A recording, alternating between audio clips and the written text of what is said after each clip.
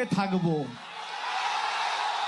4 তারিখ 12টার পরে কোন জল্লাদের কত ক্ষমতা আর কার দিল্লির বাবা কাকে বাঁচাতে আসে আমি 4 তারিখ দেখব। 4 তারিখে তৃণমূল আরামবাগ জিতুক বা হারুক, আমরা গতবারও আরামবাগ হেরেছিলাম, গোঘাট হেরেছিলাম, খানাকুল হেরেছিলাম, পুরসুরা হেরেছিলাম, কিন্তু উদারতা পার পেয়ে গেছিলে। এবার আমি নিজে দায়িত্বে থাকব। 4 তারিখ 12টার পরে কোন জল্লাদের কত ক্ষমতা আর কার দিল্লির বাবা কাকে বাঁচাতে আসে আমি 4 তারিখ দেখব।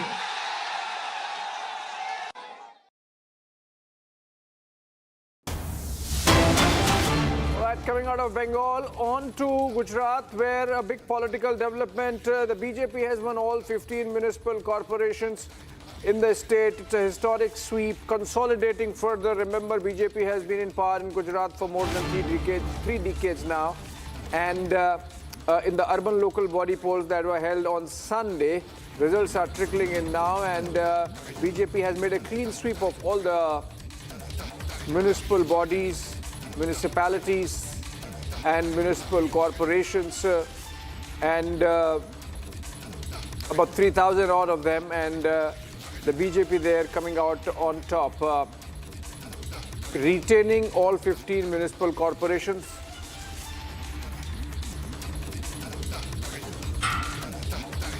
We are going to get Sorali for more on this, but this was almost like a foregone conclusion with okay, we have Sorali in fact joining us for more on this from Ahmedabad.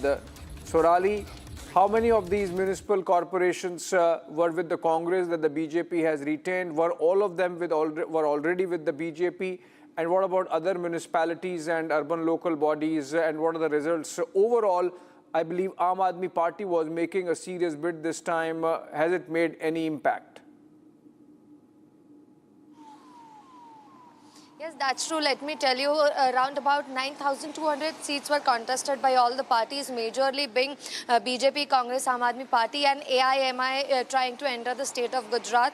Let me tell you, this was a contest and elections of municipal corporation, municipalities, district panchayats and taluka panchayats. So if we talk about the seats right now, it's a sweep historic victory by BJP in all 15 municipal corporations by BJP. Now, this is like they are setting a precedent for 2027 Vidhan Sabha elections in the state of Gujarat. If we talk about the numbers, we have 15 municipal corporations, 84 municipalities, 34 district panchayats and 260 taluka panchayats. On most of the seats, BJP is leading, and all the seats in the major 9,200 seats of across all these different categories. If we talk about Aam Aadmi Party, they have won seats in pockets of Gujarat, but if we specifically talk about Surat, they have lost the battle in Surat, which is like the epicenter of Aam Aadmi Party, and wherein their party strength is focused, but in Surat they are losing. If we talk about municipal corporations, all the 15 have been won by BJP. On the other hand, in municipalities, there are different results based on the different pockets. But if we talk about major numbers, BJP has numbers on its side. By 4 p.m., by 5 p.m., we'll have the final results. But for now, we have information for sure that 15 municipal corporations are won by BJP. All right, BJP there consolidating its grip over power in Gujarat even further with those urban local body and panchayat results. 9,000 seats, majority of them 6,007 plus already netted by the party. Final results to be out in an hour or so from now. I'll come back to you, Sorali. Thanks for joining. Moving on, and in a major breakthrough for the Indian security and intelligence agencies, Salim Dola, a high-ranking associate of underworld Don Dawood Ibrahim, was deported from Turkey and arrived in India early this morning. Salim Dola is an alleged key MD producer, drug producer, Dola, who was apprehended in Istanbul, Turkey, following a high-stakes coordinated operation between Indian and international agencies. And he arrived at the Delhi Technical Airport under heavy security and was immediately taken into custody. Take a look at this report for more details.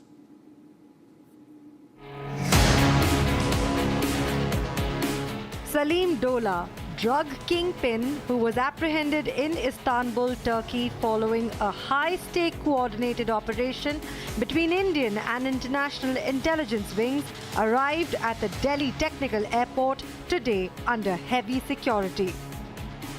A Dongri resident, Dola had been operating from abroad after fleeing India nearly a decade ago. Running a multi-state narcotics network is a close aide of Dawood Ibrahim.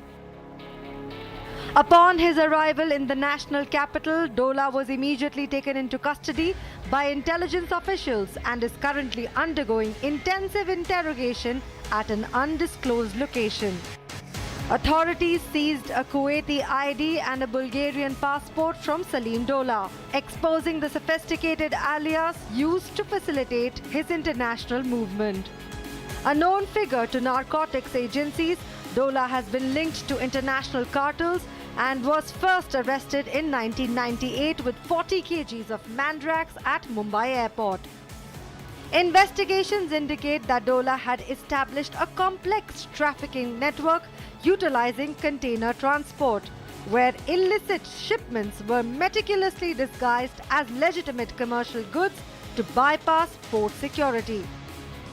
He is expected to be handed over to the Mumbai police or the NCB shortly for further proceedings related to multiple pending cases involving drug trafficking and money laundering. Mandrax King in custody.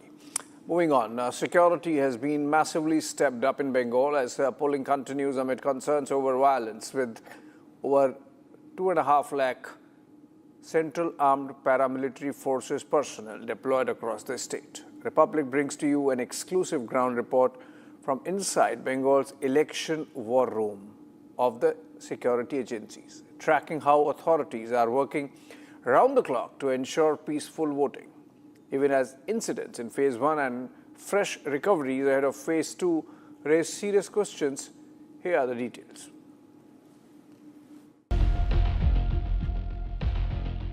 $2.4 lakh CAPF personnel are now in Bengal to ensure peaceful polls.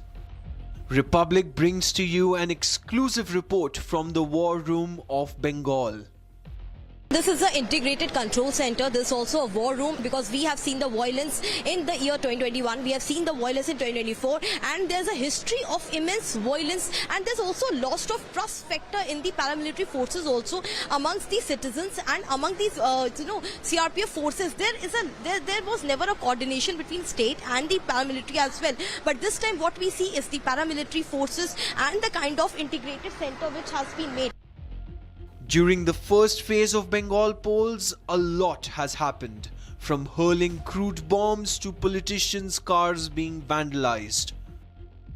To make sure no stone is left unturned, there has been a special control center set up to gather all the information. If you see, there's a control center, entire control center which has been made. I'll ask my camera person to show you the visuals how this control center is equipped with almost 50 to 70 security personnel and officers. These all are the officers who are connecting each and everything. They are working on the data, they are working on the helpline number, and more than 70 officers are right now working on it. There's something new integrated mechanism which they have planned this time in this war room. Republic spoke to one of the coordinating officers regarding the SAFE app, a new system which has been integrated.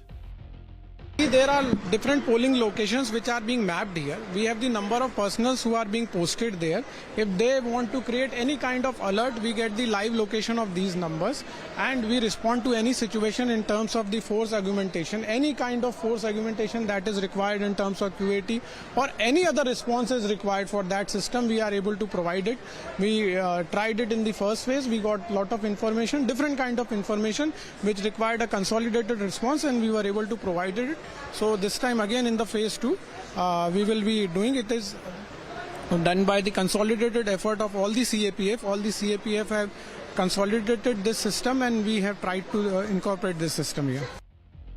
There was also a wireless system which was set up to make sure everything runs smoothly. So all the company commanders and all the units have a traditional system of wireless in which they intimate there, and in case we have to provide any immediate information or any direction, we use the system to directly transmit the information, because these are the system which works even in the communication shadow area. Just before the second phase, crude bombs and gunpowder were also recovered. To this, the coordinating officer told Republic about how this information is recovered. As directed by the Honorable Election Commission, ma'am, we came here well in advance and our troops did lot of confidence building measures there in different areas, and as the direction was there, we covered almost every street, nook and corner, and we have familiarized our troops with those areas, and we got lot of information from the common men also. So this is how our information system develops. On one hand, we have the social media system. We have integrated our control room with the CO control room. Our DFC, the district force coordinator, sits in the DO control room with the district control room. So every system is integrated so that no information is missed in which we have to make any kind of response. The coordinating officer also told Republic about the number of soldiers deployed. We have around 2,550 companies of CAPF deployed in the West Bengal elections. There is no booth which is not manned by CAPF. We have more than 6,000 QATs which will be, or the QRTs which will be on place. The sensitive booths have been augmented with additional forces. We have the system of sector mobile and the sector police, which is done by the state police. We work in close tandem. All the QRTs work in close tandem. As you have seen the information system, the moment we get any input of any kind, the whole system responds to it. The troops are briefed by all the respective DGs at the ground level. The troops are very motivated. The troops are well prepared. They are doing extensive confidence building measure exercises as directed by the Honorable Election Commission of India. And through you, I would appeal to the public to exercise their right to vote. We have a robust system of security here and we will respond to any situation. All the senior formation to ground formations will be on ground very early on the polling day. There were various officers sitting to handle situations in polling booths. More than 50 to 70 officers are here and the clusters have been named here. This is very interesting how this war room has been set up. Atnu, if we can come here and if we can focus on the clusters, that's how the officials are working. So there are the clusters written here, cluster 6, cluster 7. Cluster 6, the name of the district, and also, exactly how they get the information and the response time between the state police, which gets the tip first, and the alignment and coordination with the CRPF forces. Sir, अगर आप हमें बता सके कि ये जो cluster है, इसके हिसाब से कैसे काम होता है? मैम, क्लस्टर्स में एक जगह में डिटेल कर रखा है. अपना पोल बूथ में कौन कौन डिटेल है उसको हम जानकारी लेने के लिए हम लोग फोन कर रहे हैं मैम. और उधर का सिचुएशन नेक्स्ट है सिचुएशन हम पूछ रहे हैं सर. तो सर आप लोग नोट डाउन करते रहते हैं जैसे से आपको इन्फॉर्मेशन पोलिंग बूथ से? Yes ma'am, yes ma'am. Compile करने के बाद कंपाइल करने के बाद हम लोग डाटा इधर स्टोर करते हैं मैम. कोई भी समस्या होगा तो तुरंत हम इमीडिएटली उनको रिसॉल्व करेंगे. With a huge number of CAPF and police personnel ready for any situation, these assembly elections are no less than general elections.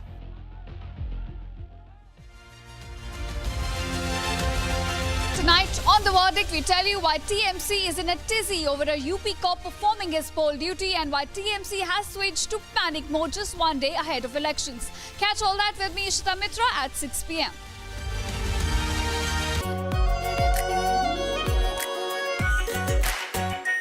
Are pure shahi paneer masala, delicious, healthy everyday. Rani, इस घर में कुछ है जो टूटता नहीं। ये पिलर कभी नहीं टूटेगा। रुंगटा स्टील TMT से बना। रुंगटा नहीं तो घर स्ट्रॉन्ग नहीं। रुंगटा स्टील TMT बार एकदम सॉलिड। चमकी चाट से क्या बना है? सैंडविच, लस्सी और छाछ और हर घूंट में चमकी चाट। अब बताओ, स्वाद आया? आया। असली स्वाद सिर्फ चमकी चाट।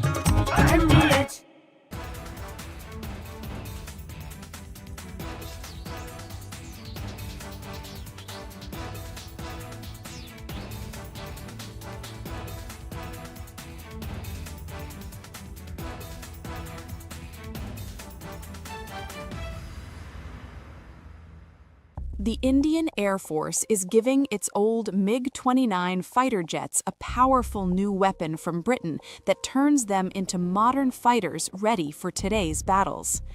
MiG-29s first came to India in the 1980s, have flown many missions along the tough borders with China and Pakistan. Now they are getting equipped with British ASRAAM missiles that make them as strong as NATO planes in close fights.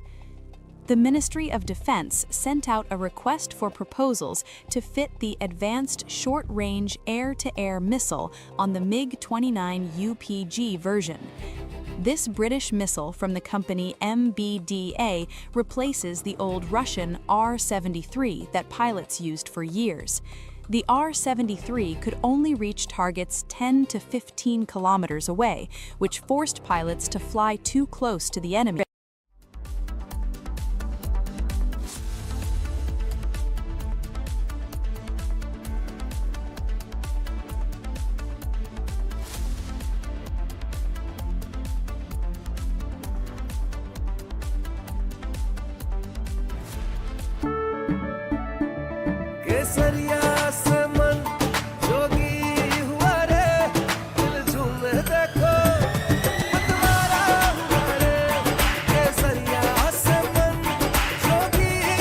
हर पल मनाओ केसरी त्योहार। विमल, बोलो जुबान केसरी। R pure सूजी pasta, उबालो, मिलाओ और खाओ। 8 मिनट में तैयार। क्या टेस्ट है, सबका राजा R pure masala. The Indian Air Force is giving its old MiG-29 fighter jets a powerful new weapon from Britain that turns them into modern fighters ready for today's battles. MiG-29s first came to India in the 1980s, have flown many missions along the tough borders with China and Pakistan. Now they are getting equipped with British ASRAAM missiles that make them as strong as NATO planes in close fights. The Ministry of Defense sent out a request for proposals to fit the Advanced Short-Range Air-to-Air Missile on the MiG-29 UPG version. This British missile from the company MBDA replaces the old Russian R-73 that pilots used for years. The R-73 could only reach targets 10 to 15 kilometers away, which forced pilots to fly too close to the enemy and take big risks. The ASRAAM changes all that. It can hit targets more than 25 kilometers away, almost double the old range. It flies at Mach 3 speed and uses a smart infrared seeker that ignores enemy flares and jamming better than before. The Indian Air Force flies more than 55 of these MiG-29 UPG jets in frontline squadrons. These planes guard the northern and western borders day and night.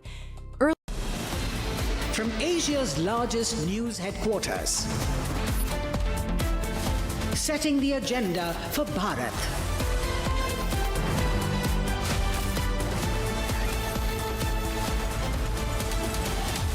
You're watching Republic.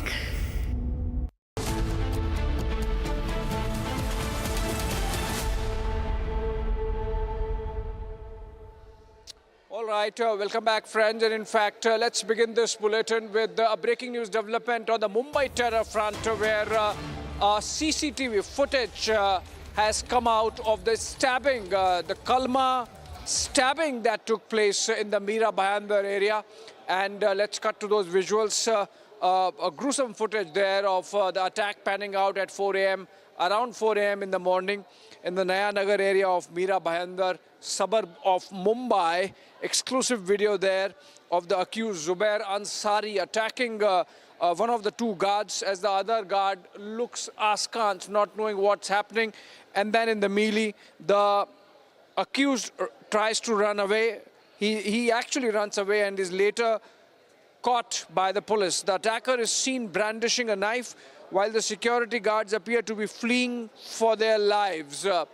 And the accused chases them, stabs them, and then runs away himself. These pictures are accessed by Satya Prakash. We'll get him live from Mumbai. In fact, we have Satya Prakash live with us for more on this. Horrific pictures there, Satya Prakash, of the Mumbai terror attack. What are the cops telling you about the probe till now? These pictures, of course, are good evidence. But what about the indoctrination? What is the source of this radicalization of Zubair Ansari?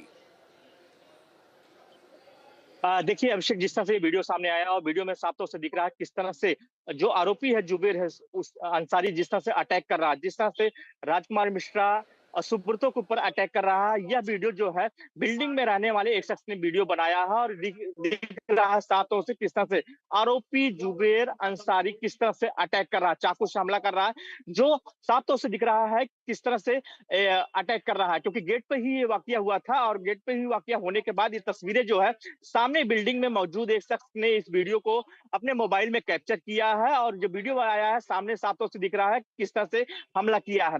जिस तरह से जुबेर अंसारी ने पहले नाम पूछा, धर्म पूछा, इसके बाद बोला कलमा पढ़ो, इसके बाद कहीं कहीं जिस तरह से हमला किया, कहीं के साफ तौर से महाराष्ट्र एटीएस जांच कर रही है, एनआईए भी जांच कर रही है इस मामले को लेकर, क्योंकि जिस तरह से आईएसआईएस के साथ संबंध मिले हैं, लिंक जुड़ता जा रहा है और जिस तरह से उसके पास से नोट्स मिले हैं जिसमें जिहाद और आईएसआईएस के बारे में और कई ऐसी चीजें मिले जो संदिग्ध चीजें हैं, लैपटॉप के अंदर कई चीजें मिले हैं, मोबाइल फोन के अंदर मिले, यहाँ तक कि जो सोशल मीडिया पे सर्च कर रहा था, जो बार बार वीडियो देख रहा था यूट्यूब पर, सारी चीजें कहीं कहीं आतंकी जो नेटवर्क है उससे कहीं कहीं संबंध होता हुआ जुड़ रहा है। तो इन सारी चीजों को लेकर महाराष्ट्र एटीएस जांच कर रही है, एनआईए जांच कर रही है और जो वीडियो आया है सामने साफ तौर से दिख रहा है किस तरह से आरोपी जुबेर अंसारी जिस तरह से दो सुरक्षा गार्डों के ऊपर हमला कर रहा है क्योंकि उन्होंने कलमा नहीं पढ़ा है।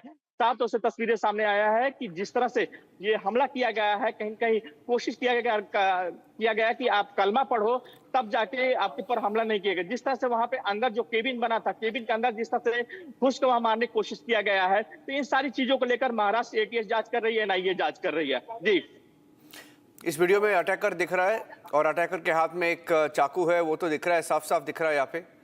और ये जो वीडियो शूट की है, कितने बजे को शूट किया था, कहाँ पे हुआ था सत्यप्रकाश, कितने लोग थे वहां पे आसपास? देखिए निरंजन, ये घटना जो है सोमवार की सुबह 4 बजे की है और सुबह ये जो आरोपी जुबेर अंसारी है ये वहां से जा रहा था। ये जो है घटना जिस जगह हुई नया नगर का वीडियो है और नया नगर जिस जगह पे वहां पे गार्ड में जो केबिन है वहां पे मौजूद था और सुबह का वक्त था, कुछ लोग वॉकिंग करने के लिए जा रहे थे और जो ये शख्स आता है पहले पूछता है, रास्ता पूछता है, इसके बाद नाम पूछता है, फिर पूछता है कौन से धर्म को हो, इसके बाद बोलता है कलमा पढ़ो नहीं तो चाकू से मार दूंगा। जब सुरक्षा गार्डों ने कलमा पढ़ने से इनकार किया और जिस तरह से पुलिस के स्टेटमेंट में भी ये बात सुब्रतो जो विक्टिम है, जो पीड़ित है, उसने बताया है कि जिस तरह से वाकया किया गया, जिस तरह से कलमा पढ़ने के लिए जबरदस्ती बोला गया, चाकू से हमला किया गया, इन सारी चीजों को पुलिस के स्टेटमेंट में भी दिया गया है। तो फिलहाल कहीं कहीं महाराष्ट्र एटीएस जांच कर रही है, एनआईए भी जांच कर रही है और थोड़ी देर पहले ही महाराष्ट्र एटीएस की टीम घटनास्थल पर पहुंची है। निरंजन, और इन्होंने क्या बताया था? ये पूरा जो साफ साफ कहा था, हमारे पास पूरा अकाउंट है, विक्टिम को जो पूछा था, he asked the victim, first he asked the victim which side is the mosque, he asked for directions to the mosque and then उसने पूछा कि आप क्या एक हिंदू हो और उसके बाद विक्टिम को पूछा कि अगर हिंदू नहीं हो तो कलमा पढ़ लो, एंड देन अटैक हुआ था। कितने लोगों को बोला था ये? देखिए निरंजन, ये घटना जब सोमवार के सुबह 4 बजे घटी, उस समय जो है 2 गार्ड मौजूद थे, राजकुमार मिश्रा और सुब्रतो मौजूद थे। दोनों गार्ड वहां मौजूद थे। ये शख्स जो जुबेर अंसारी जो आरोपी है वहां पहुंचता है, पहले नाम पूछता है, फिर पूछता है कौन से धर्म को, फिर बोलता है, फिर एक बार वहां से चला जाता है, फिर दोबारा रिटर्न आता है, बोलता है कि कलमा पढ़ो, चाकू दिखाता है, जबरदस्ती करने की कोशिश करता है, जबरदस्ती कलमा पढ़ाने की कोशिश करता है। लेकिन दोनों हिंदू जो गार्ड थे उन्होंने कलमा पढ़ने से इनकार किया, जिसके बाद यह शख्स ने चाकू से हमला किया। जो सीसीटीवी में आया है, जो ये वीडियो में आया है, कहीं के साफ तौर से दिख रहा है कि जो सुब्रतो ने पुलिस को स्टेटमेंट दिया है, स्टेटमेंट काफी हमारे पास है, उसमें साफ तौर से पुलिस के स्टेटमेंट कहा गया है कि हिंदू होने की वजह से कहीं कहीं जो जुबेर अंसारी है जो आरोपी है, उसने हमला किया, क्योंकि मैंने कलमा नहीं पढ़ा इसलिए हमला किया। फिलहाल जो दोनों पीड़ित है, दोनों हॉस्पिटल में एडमिट है, दोनों का इलाज चल रहा है। लगातार महाराष्ट्र के टीएस की टीम पहुंची हुई है, एनआईए की टीम पहुंची हुई है, लगातार इस मामले की जांच कर रही है। निरंजन, इसके बारे में क्या जानकारी है हमारे पास? बिकॉज देवेंद्र फडणवीस जो है मुख्यमंत्री महाराष्ट्र के, the chief minister of Maharashtra has said that he seems to have been a self radicalised person. Lone wolf था, आईसिस लीनिंग था, and he knew exactly what he was doing. तो इसके बारे में जानकारी क्या है? यूएस रिटर्न था, यूएस से वापस आके क्या किया था इन्होंने? What was he doing since he came back from the US? कहाँ पे रहता था, क्या करता था? What do we know about his background? देखिए निरंजन, जो जुबेर अंसारी जो आरोपी है, ये शख्स जो है अमेरिका में इसके परिवार रहते हैं और अमेरिका में कई सालों से रह रहा था। वो 1 साल से यहाँ पे मीरा रोड में आया था, मीरा रोड में ये अकेले रह रहा था। थोड़ी देर पहले हम जब उसके घर पे गए थे तो वहां पे ऐसे नोट्स बरामद हुए जो कि काफी संदेह है, कट्टरता साफ तौर से दिख रहा है। उसमें नोट्स में लिखा गया है, जो दरवाजे पे लिखा गया है कि अगर आपको सलाम करना होगा, अंदर आके कलमा पढ़ना होगा, तभी आप अंदर आ सकते हैं। गैर हिंदू या गैर मुस्लिम अंदर नहीं आ सकते। दरवाजे के बाहर साफ तौर से लिखा हुआ, तो कहीं कहीं कट्टरता साफ तौर से देखने को मिला है। और जुबेर अंसारी साफ तौर से जो महाराष्ट्र एटीएस की जांच में अभी तक सामने आया, जो बयान में सामने आया कि जो दोनों जो पीड़ित है, जो विक्टिम है, जो बयान दिए उसमें साफ साफ कहे हैं कि हिंदू होने की वजह से उनके ऊपर अटैक हुआ, क्योंकि उन्होंने कलमा नहीं पढ़ा। और जिस तरह से ये जो आरोपी है, इसका लिंक कहीं कहीं आईएस के साथ जुड़ता हुआ दिख रहा है, क्योंकि लगातार वो सोशल मीडिया पे सर्च कर रहा था, आईएस के बारे में वीडियो देख रहा था। और जो नोट्स मिले उसमें जिहाद के बारे में है, साथ ही किस तरह से अटैक करना है, आईएस के बारे में है। तो कई ऐसी सारी चीजें हैं जो महाराष्ट्र एटीएस को मिली है। लैपटॉप के अंदर कई ऐसी चीजें मिली है, संदिग्ध चीजें मिली है। मोबाइल फोन को जब्त कर लिया गया है, उसके अंदर कई ऐसी चीजें। तो फिलहाल कई ऐसी चीजें मिली है जिसको लेकर महाराष्ट्र एटीएस जांच कर रही है। Niranjan, Okay, ladies and gentlemen, Satya Prakash is there right outside Mumbai. That's Mira Road, where the attacker, there you can see him attacking the victim. There are several people seen there, and he's seen running away from that spot right outside Mumbai. That's the video shot by someone who lived in that area. It seems to be a video that was shot from the terrace, and this is the only video that we have so far of the attack that took place. There are allegedly some CCTV videos available as well. We should be able to get those CCTV videos, but take a look at this. The first video of the attack. The attacker, Zubair, asked for directions to a mosque. Look at him. You can see him have a go with a knife in his hand. You've seen brandishing a knife. And then he sees attacking this person. This has stabbed 2 victims at least, several times in the back. And asked people for directions to the mosque, asked them for their identity, and then stabbed them when they could not recite a kalma. Now, of course, in the case of Pahalgam, when the terror attack took place, victims were asked for their religion, asked to recite kalma, and if they didn't recite the kalma, they were shot dead. In this case, they were stabbed. We have a report from outside Mumbai. When Satya Prakash went there, he reported from there. We have those reports. Let's see if we have the report. Let's play that out. देखिए, मैं आरोपी जुबेर अंसारी घर के बाहर मौजूद तस्वीरें में दिखा रहा हूँ किस तरह से यहाँ पर एटीएस ने बाकायदा सील किया है। तस्वीरें देख सकते हैं किस तरह से यहाँ पर महानगर पालिका और नया नगर पुलिस ने इसको सील किया है और साफ तौर से देख सकते हैं किस तरह से यहाँ पे पुलिस का स्टैंप है और इसको घर को सील कर दिया गया है। ये है जुबेर अंसारी के घर। जुबेर अंसारी इसी घर में 1 साल से रह रहा था और अकेले रह रहा था। यहीं से निकला है और यहाँ से कुछ ही दूर पे लगभग हम कह सकते हैं 150 मीटर दूरी पे है जहाँ पे घटना स्थल है, जहाँ पे जाता है और वहाँ पर गार्डों का नाम पूछता है और नाम पूछने के बाद धर्म पूछता है, कलमा पढ़ने के लिए बोलता है। इसके बाद जो हिंदू गार्ड थे उनके ऊपर चाकू से हमला करता है। फिलहाल एटीएस मामले के लिए जांच कर रही है। तस्वीरें में दिखा रहा हूँ किस तरह से ये घर है और घर के बाहर यहाँ पे बाकायदा नोटिस लगा दिया गया है। ये नोटिस देखिए किस तरह से यहाँ पे नया नगर पुलिस ने लगाया है, लोकल पुलिस ने लगाया है और इसमें लिखा है जुबेर अंसारी अटक आरोपी, मतलब गिरफ्तार कर लिया गया है आरोपी को। और इसी घर में जुबेर अंसारी रहता था, 1 साल से रहता था और इसके पहले केरला में रहता था और इसके पहले अमेरिका में रहता था, जो उसका बैकग्राउंड सामने आया है। यहीं से जो है वो केमिस्ट्री पढ़ाता था जो सामने आया है और जो जिस तरह से IS का लिंक आया है, यहाँ से कई ऐसे चीज़ें बरामद हुई जिसको लेकर महाराष्ट्र एटीएस जांच कर रही है। फिलहाल ये मैं तस्वीरें दिखा रहा हूँ कि यहाँ नोटिस लगाया गया है, अंदर भी नोटिस लगाया गया है और इसको पूरी तरह से सील कर दिया गया है। तो कहीं न कहीं यहाँ पर नया नगर पुलिस और एटीएस ने जुबेर अंसारी के घर को सील कर दिया है। मैं तस्वीरें दिखा रहा हूँ किस तरह से ये घर को सील किया गया है। जुबेर अंसारी ये इसी घर में रहता था। IS का लिंक मिला है, नोट्स मिले हैं, गाजा जो नोट्स मिले उसमें गाजा लिखा हुआ है। यहाँ तक कि IS का भी संबंध कई ऐसे तार मिले हुए हैं जिसको लेकर महाराष्ट्र एटीएस जांच कर रही है। फिलहाल लगातार महाराष्ट्र एटीएस की टीम जुबेर अंसारी से पूछताछ कर रही है और साथ ही कई लोग से अभी तक पूछताछ कर चुकी है। मीरा रोड के नया नगर में इसी जगह पर आरोपी जुबेर अंसारी ने 2 सुरक्षा गार्ड पर अटैक किया था। नाम पूछा, धर्म पूछा। इसके बाद आरोपी जुबेर अंसारी ने तुरंत ही जो सुरक्षा गार्ड थे उनके पर हमला किया। यहाँ तक कि जुबेर अंसारी जो है इसी केबिन में एक सुरक्षा गार्ड को अंदर ले गया, चाकू दिखाया और कहा कि कलमा पढ़ो। जब सुरक्षा गार्ड ने कलमा पढ़ने से इनकार किया उसके बाद अटैक कर दिया।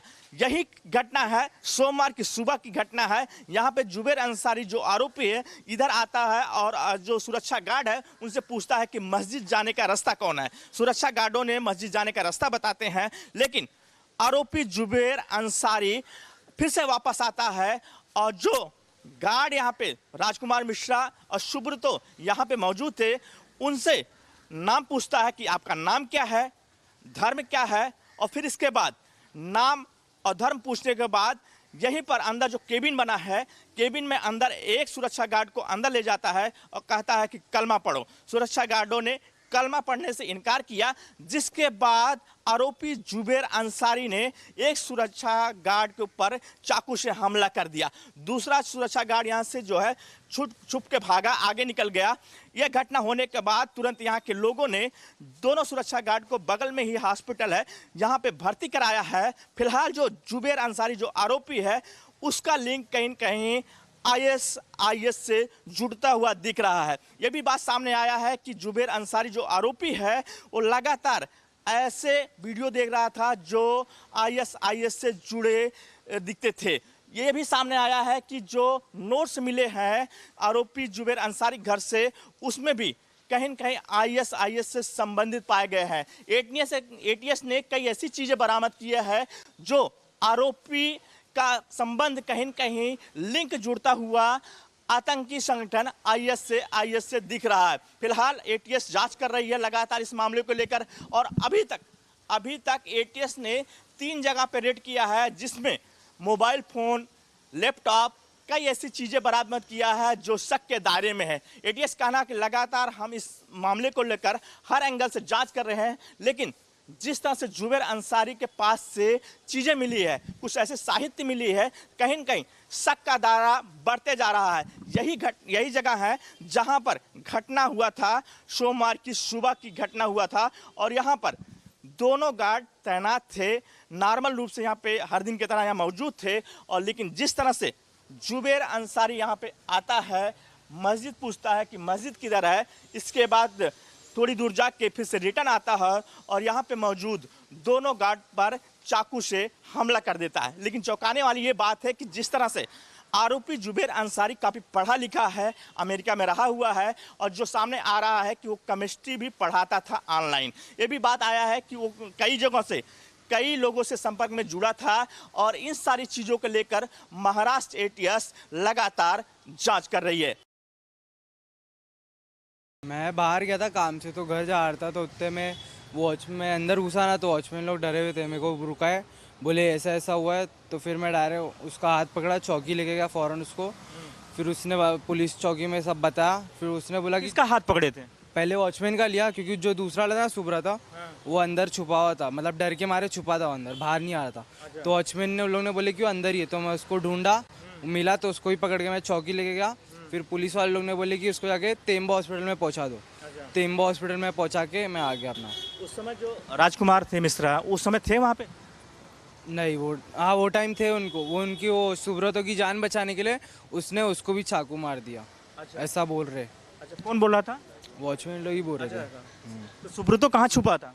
सुब्रतो मेन सुब्रतो यहाँ पे बाहर बैठा था। तो बाहर हुआ था पहले। वो अपनी जान बचाते बचाते अंदर भागा। अंदर जो मिश्रा जी करके वो हेड है यहाँ के, उन लोग के हेड है, सुपरवाइजर है। तो उनने इन लोग की जान बचाने के लिए तो उसको भी मार दिया चाकू। उस समय कैसी स्थिति, कैसी उनका हालात था राजकुमार मिश्रा का? वो मैं देखा नहीं। और सुब्रतो का? सुब्रतो को ज्यादा नहीं लगी, थोड़ी एक ही पीठ पे लगी थी खाली। कुछ बोल रहा था सुब्रतो? हाँ, वो बोल रहा था, कुछ तो हुआ था, बोल रहा था साइको था, कुछ पागल था, आके मार रहा था। Mufti Manzoor Ziai joining us live is the international Sufi caravan head. मुफ्ती मंजूर जियाई जी, ये जो तस्वीरें आ रही है, ये देखिए कोई जुबैर करके अटैक की है मुंबई के बाहर। उन्होंने पहले पूछा कि आपका नाम क्या है, अब मस्जिद का रास्ता कहाँ है, और क्या आप एक हिंदू है, और बोला कि कलमा पढ़ो अगर हिंदू नहीं हो। उसके बाद उन्होंने पूरा चाकू लगा दी। ये क्या हो रहा है? इसको रेडिकलाइजेशन बोलते हैं, सेल्फ रेडिकलाइजेशन है, ये बता रहे फडणवीस जी। तो आपका रिस्पॉन्स क्या है? बहुत ही भयावह है, और जहाँ पर एकता की मिसाल माना जाता है मीरा भाईंदर, ऐसे शहर में इस तरीके की घटना बहुत ही दुर्भाग्यपूर्ण है। हमारा महाराष्ट्र बहुत ही पीसफुल है और यहाँ पर बड़ी मोहब्बतें हैं आपस में, लोगों में बहुत प्यार है, लेकिन इस तरह की घटना करने वाले लोगों पर कड़ी कार्रवाई की मांग मैं करता हूँ। और मैं उम्मीद करता हूँ कि महाराष्ट्र सरकार ऐसे लोगों को या इससे जुड़े हुए जितने भी लोग हैं किसी को भी नहीं बख्शेंगी। पूरी कार्रवाई होगी, किसी को बख्शा नहीं जाएगा, और जो बेगुनाह है उसे बिल्कुल छेड़ा भी नहीं जाएगा, लेकिन जो गुनहगार है उसका ठिकाना जो है उसे वहां पर जरूर पहुंचाया जाएगा। फडणवीस सरकार और एडमिनिस्ट्रेशन यहाँ का, और खुसूसन मीरा भाईंदर पुलिस ने जिस तरीके से रोल अदा किया है, बहुत साइलेंट तरीके से मैनेज किया और फौरन कार्रवाई करके उसको अंदर डाला, ये बहुत ही अच्छा काम किया है।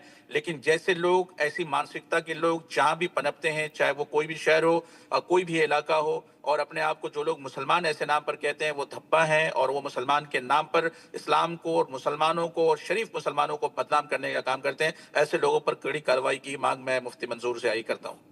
ये बड़ा प्रॉब्लम है, क्योंकि मैं बताता हूँ आपको, ये देखिए आप 2022 में आपको पता होगा कि उदयपुर में एक टेलर को मर्डर किया था। कन्हैयालाल शर्मा था उसका नाम, अगर मैं ठीक हूँ तो कन्हैयालाल साहू। बिल्कुल। सर्तन से जुदा बता के उसको, उसका they chopped his neck, they killed him। तब भी बहुत सारे मुस्लिम ग्रुप, रैडिकल मुस्लिम ग्रुप्स बोल रहा हूँ मैं, रैडिकल मुस्लिम ग्रुप्स, उन्होंने कुछ बात भी नहीं की इसके बारे में। सो अगर मुस्लिम ग्रुप्स, मुस्लिम लीडर्स इसके बारे में चुप रहते हैं तो ये सोसाइटी में गलत मैसेज जाएगा ना। इंटरनेशनल सूफी कारवां का हेड और chief Mufti of Mumbai and Maharashtra होने के नाते एक मेरी जिम्मेदारी थी, और मैंने लगातार मीडिया से और लोगों से मुखातब होकर ये बार बार कहा है, सख्ती की कोई गुंजाइश नहीं है, रेडिकल की कोई भी गुंजाइश नहीं है कि उसे सोसाइटी में अपने लोगों के बीच में जगह दी जाए। ऐसे लोगों पर कड़ी कार्रवाई होनी चाहिए, और यहाँ का एडमिनिस्ट्रेशन, यहाँ के लोग और महाराष्ट्र सीएम इतना स्ट्रांग है कि ऐसे चीजों को पनपने बिल्कुल नहीं देंगे, और उस पर कड़ी कार्रवाई तो होगी। उनसे जुड़े जितने वे लोग हैं, चाहे वो देश में हो, विदेश में हो, जहां पर भी हो, उनको घसीट कर लाया जाएगा और उन पर कार्रवाई होगी। ये सिर्फ वातावरण को खराब नहीं कर रहे हैं, ये सिर्फ अपने मुसलमान को होने के नाते मुसलमानों को ही बदनाम नहीं कर रहे, बल्कि ये देश को बदनाम करने वाले लोग हैं। इसका मैसेज पूरी दुनिया तक पहुंचता है, और इस तरीके के लोगों पर कड़ी कार्रवाई होनी चाहिए, क्योंकि इन्होंने देश को बदनाम किया, इन्होंने इस्लाम को बदनाम किया, मुसलमान को बदनाम किया, और हमारे जैसे लोग जो पूरे हिंदुस्तान में शरीफ लोग होते हैं, प्यार मोहब्बत करने वाले लोग हैं, उनके ऊपर तो ये तमाशा मारने का काम किया है।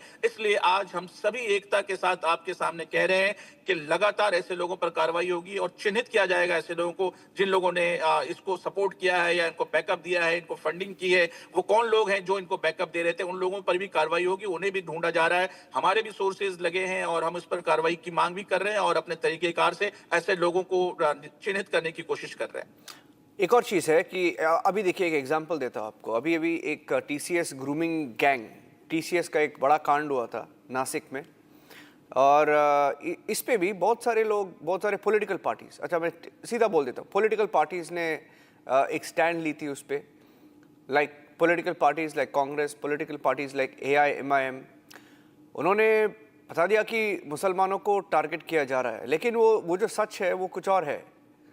तो ऐसे फीलिंग है कि पॉलिटिकल पार्टीज भी इन सच मामलों में एक प्रिंसिपल स्टैंड नहीं लेते हैं, लेकिन they take a stand based on their religion, based on their voting concerns. उनको सिर्फ वोट से मतलब है। तो आपको क्या कहना है तो इन पॉलिटिकल पार्टीज को, स्पेशली AIMIM और कांग्रेस को? देखिए, ये पार्टियां तो पॉलिटिक्स करती हैं, इनको अपने सत्ता, अपनी सीट, अपने पावर के लिए ये लोग कुछ भी करते हैं, लेकिन मैं उन लोगों से भी अपील करता हूं कि कभी भी किसी ऐसी चीज का सपोर्ट ना करें जो नाहक है, जो गलत है। और गलत का सपोर्ट जो है, अल्लाह ऐसी चीजों को पसंद नहीं करता है, वो मुसलमान हो या गैर मुस्लिम हो। हर एक शख्स की श्रद्धा अपने रब पर होती है, तो गलत करने वाले का सपोर्ट कोई भी धर्म का मानने वाला या कोई भी रिलीजियस इस बात का टीच नहीं देता है कि वो किसी गलत करने वाले को, बुरे काम करने वाले को, बेहुदा काम करने वाले को सपोर्ट करने का कहे। हम सभी इस बात की अपील करते हैं तमाम पार्टी को, लोगों से, तमाम रिलीजियस स्कॉलर से, कि आपको एकजुट होकर के ये बात कहना होगा कि गलत को गलत कहने का साहस भी रखना पड़ेगा और ऐसे लोगों पर कार्रवाई की मांग भी करनी पड़ेगी, और किसी भी तरह से, चाहे आपके पॉलिटिकल फायदे हो या ना हो, ऐसे लोगों का खंडन करना चाहिए। Okay, Mufti Manzoor Jiaji ji, thank you for joining us. He's taking a principled stand. He's an international Sufi Karwa head. He's saying that it's wrong, should be condemned, taking a very principled stand there. Thank you very much. He will come under attack, of course, from the radical groups, but he's okay with that. Right thinking people will condemn such an attack. It will have to be condemned, but there will be some who will try and say that Muslims are being targeted. They'll try and give a communal spin to it, and that's where he says it becomes problematic. Taking a short break, ladies and gentlemen. We are back with the details of the Patiala plot. It was a Khalistani terrorist. It appears that there is a Khalistani link to the blast at the railway track. They tried to blow up a track. Pieces of his dismembered body were found almost 500 meters away. The crazy story coming in from Punjab. Details on Republic. Stay tuned.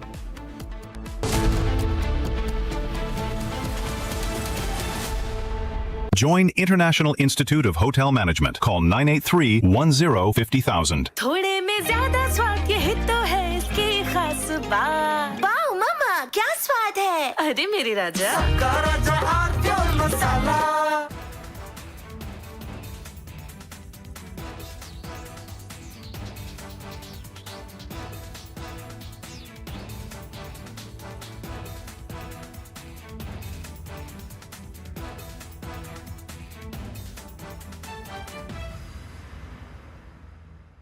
The Indian Air Force is giving its old MiG-29 fighter jets a powerful new weapon from Britain that turns them into modern fighters ready for today's battles. MiG-29s first came to India in the 1980s, have flown many missions along the tough borders with China and Pakistan. Now they are getting equipped with British ASRAAM missiles that make them as strong as NATO planes in close fights. The Ministry of Defense sent out a request for proposals to fit the Advanced Short-Range Air-to-Air Missile on the MiG-29 UPG version. This British missile from the company MBDA replaces the old Russian R-73 that pilots used for years. The R-73 could only reach targets 10 to 15 kilometers away, which forced pilots to fly too close to the enemy and take big risks. The ASRAAM changes all that. It can hit targets more than 25 kilometers away, almost double the old range. It flies at Mach 3 speed and uses a smart infrared seeker that ignores enemy flares and jamming better than before. The Indian Air Force flies more than 55 of these MiG-29 UPG jets in frontline squadrons. These planes guard the northern and western borders day and night. Earlier upgrades added new radars, engines, and digital cockpits, but the short-range missiles stayed old. Now the ASRAAM brings fire-and-forget technology. Once the pilot locks on and fires, the missile finds the target on its own, even if the jet turns away to dodge enemy fire. It also works with helmet-mounted displays, so the pilot can just look at the enemy plane through the visor and the missile follows the eyes. This high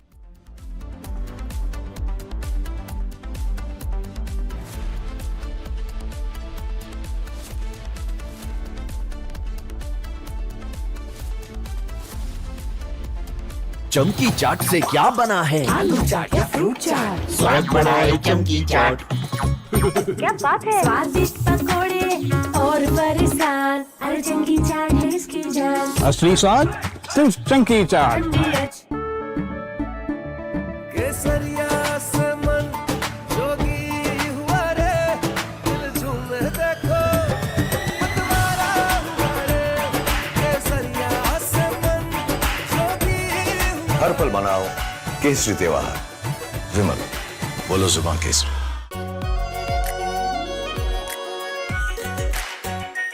are pure shahi paneer masala, delicious, healthy everyday.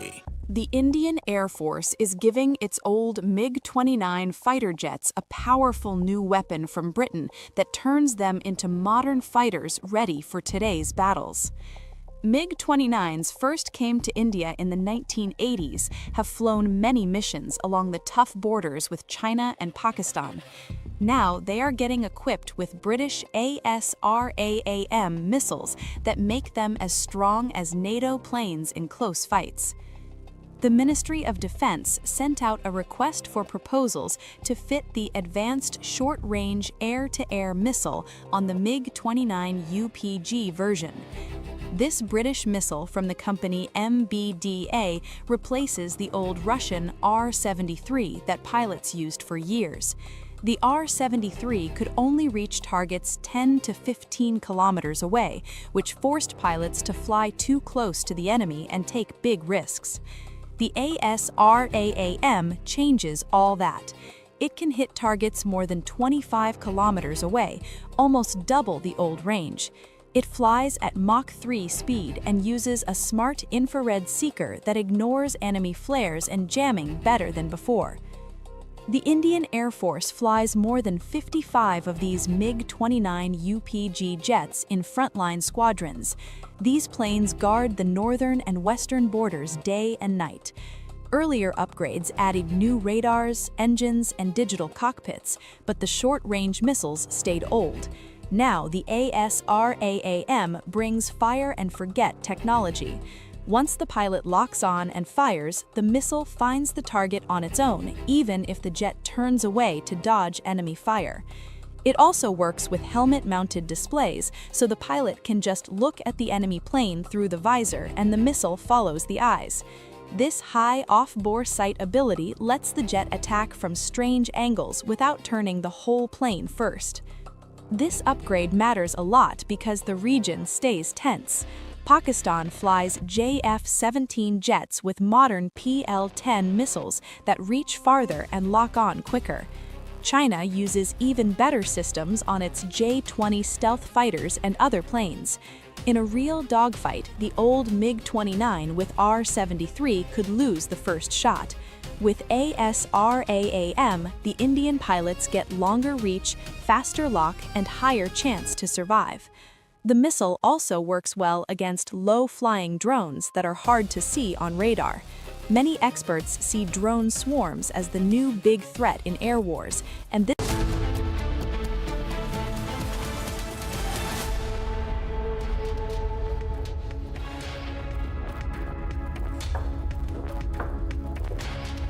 Hello and a very warm welcome. You're watching Republic TV. I'm Gesu Bharadwaj, and viewers, a Pahalgam-style attack was orchestrated in Mumbai. In fact, we have some exclusive visuals of the moment of that dastardly strike. Same playbook. People asked their religion, asked to recite the kalma, and when they failed to do so, they were stabbed. We're getting you all the details. Here's a check on your headlines for the hour. Take a look. TMC versus BJP over appointment of Uttar Pradesh's top police Ajay Pal Sharma as West Bengal poll observer. TMC says Bengal is no Uttar Pradesh.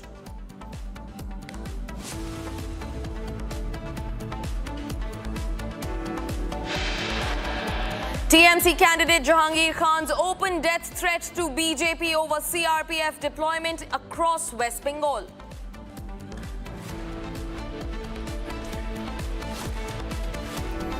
TMC completely nervous after security measures in Bengal begin to stage protest against IPS officer deputed for Bengal polls. In a Pahalgam-style attack, Mumbai man stabs security guard after ISIS-linked material found at accused's home. A Pahalgam-style attack in Maharashtra. Victim reveals he was stabbed after being asked to recite the kalma.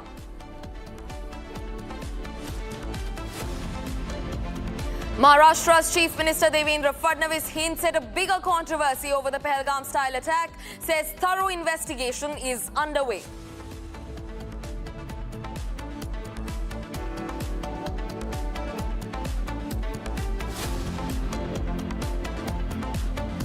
Attempted detonation attack in Patiala on a railway track. Accused identified as Jagrup, whose mutilated body was found about 500 meters away. Storm over RSS at Jamia Millia University. SFI activists protest against RSS centenary event held in campus. Anil Ambani in a bigger trouble now. ED attaches fresh assets worth rupees 3,034 crores. Properties of Reliance Communications and Infra attached.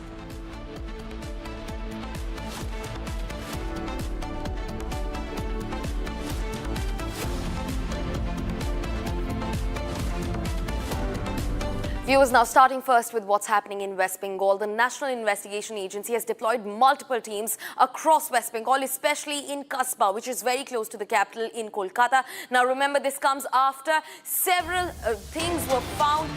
questionable things were found in the Kasba district. Now remember, this is regarding operations that are being conducted over the recovery of explosives and other security related matters in the poll-bound state that heads to the second phase just tomorrow, that is the 29th of April. And now NIA has taken full cognizance. In fact, multiple teams have been deployed across West Bengal, especially with heavy-duty security being deployed in Kasba in West Bengal. Those are the visuals of the National Investigation Agency along with the Kolkata police. Now, in a coordinated joint operation, multiple teams have been deployed in Kasba. In fact, joining me live to get us more details is my colleague Harsha.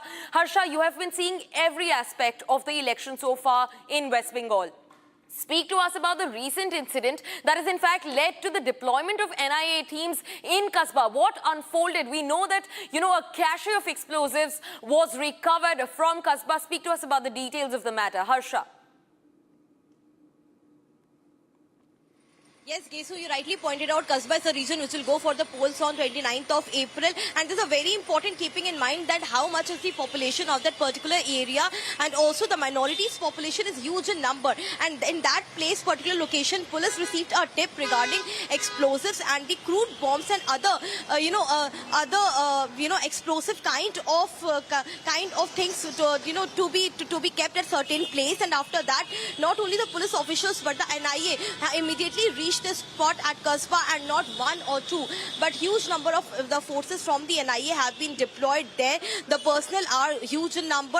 Almost 25 to 30 personnel from the NIA immediately reached the spot, and also the checkings were done. Intense checking and raids are being conducted in the Kasba region. If we talk about the Kasba region, the lanes are really narrow there, and also there are many houses which has been chalked out by the NIA officials. There are many houses which have been marked by the NIA that these are the houses where exactly the explosives and the crude elements have been kept up to be used for the election day. And also there have been a small not only the crude bombs but different explosives item as well, not the huge explosives one, not the grenade kind of the explosives, but yes, but the ones which can create the smoke and fumes during the polling elections and when it is hurled at the polling booth. Such weapons, explosives and also the hockey stick, lathis, equipments all were found from one particular location and house which was marked by the police officers in Kasma region. We have got to know that NIA has recovered all those before the second phase of elections, which is on 29th of April. And this also raises a lot of questions regarding what exactly was the plan which was being hatched by the TMC supporters, or let's say by the local candidates in those regions. Was this plan to intimidate and to disrupt the elections in second phase? As TMC has gone so desperate to win the elections in West Bengal that by hook or crook they are right now in the mode to achieve the poll riggings and the proxy polls, which is said that alleged that this could happen in the second phase of the elections. Back to you. Right, Harsha. Thanks for getting us a lowdown of the situation. Of course, the conversation continues, but we were shifting focus to another breaking development that also comes in from West Bengal. Now, TMC supporters are now agitating in Falta against the IPS officer Ajay Pal Sharma's deployment in West Bengal. Now, in South 24 Praganas in West Bengal, the election observer Ajay Pal Sharma has warned the relatives of TMC's Falta Assembly candidate Jahangir Khan after complaints were floated of voter intimidation. Now, following these complaints, even the CAPF conducted a search march in the Falta Assembly constituency. Now, TMC supporters raised slogans during the flag march. Now, remember, Uttar Pradesh's top cop Ajay Pal Sharma has been brought to West Bengal to control violence, and he's in fact also warned those who are intimidating voters, including TMC's Falta candidate Jahangir Khan. Listen in to his stark warnings that he's been issuing. आसपास के जितने भी लोग हैं अच्छी तरह से समझ लें कि अगर किसी ने बदमाशी करी तो उनका कायदे से इलाज किया जाएगा। फिर अगर कहीं से खबर आ गई कि किसी ने कोई खुराफात करने की, किसी को परेशान करने की कोशिश की है, तो फिर उसकी खबर फिर अच्छे से लेंगे हम। ये जहांगीर के घर वाले भी खड़े हैं, उसको बता देना कायदे से। ये बार बार जो खबरें आ रही हैं कि उसके लोग धमका रहे हैं, तो फिर अच्छे से खबर लेंगे, फिर बाद में रोना पछताना मत।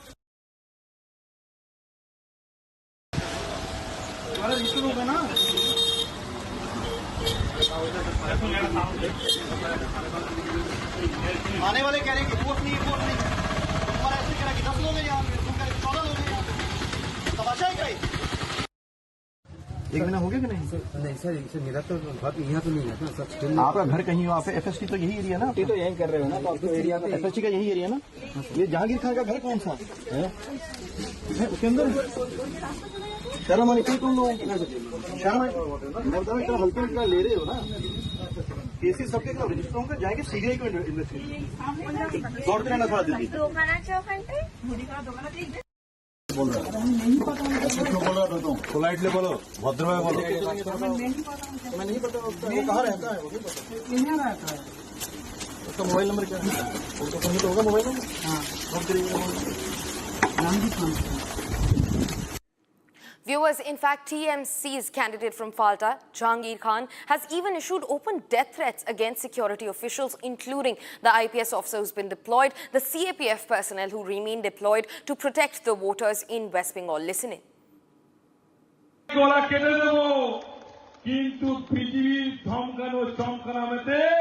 জাহাঙ্গীর খান এবং জাহাঙ্গীর খানের টিম ভয় পায়নি এবং আগামী দিনে ভয় পাবে না, সেটা মাথায় রাখতে হবে। আজকে ওরা অনেক খেলা দেখাচ্ছে, তা খেলা তো ওরা শুরু করেছে, শেষটা কিন্তু আমরা করব।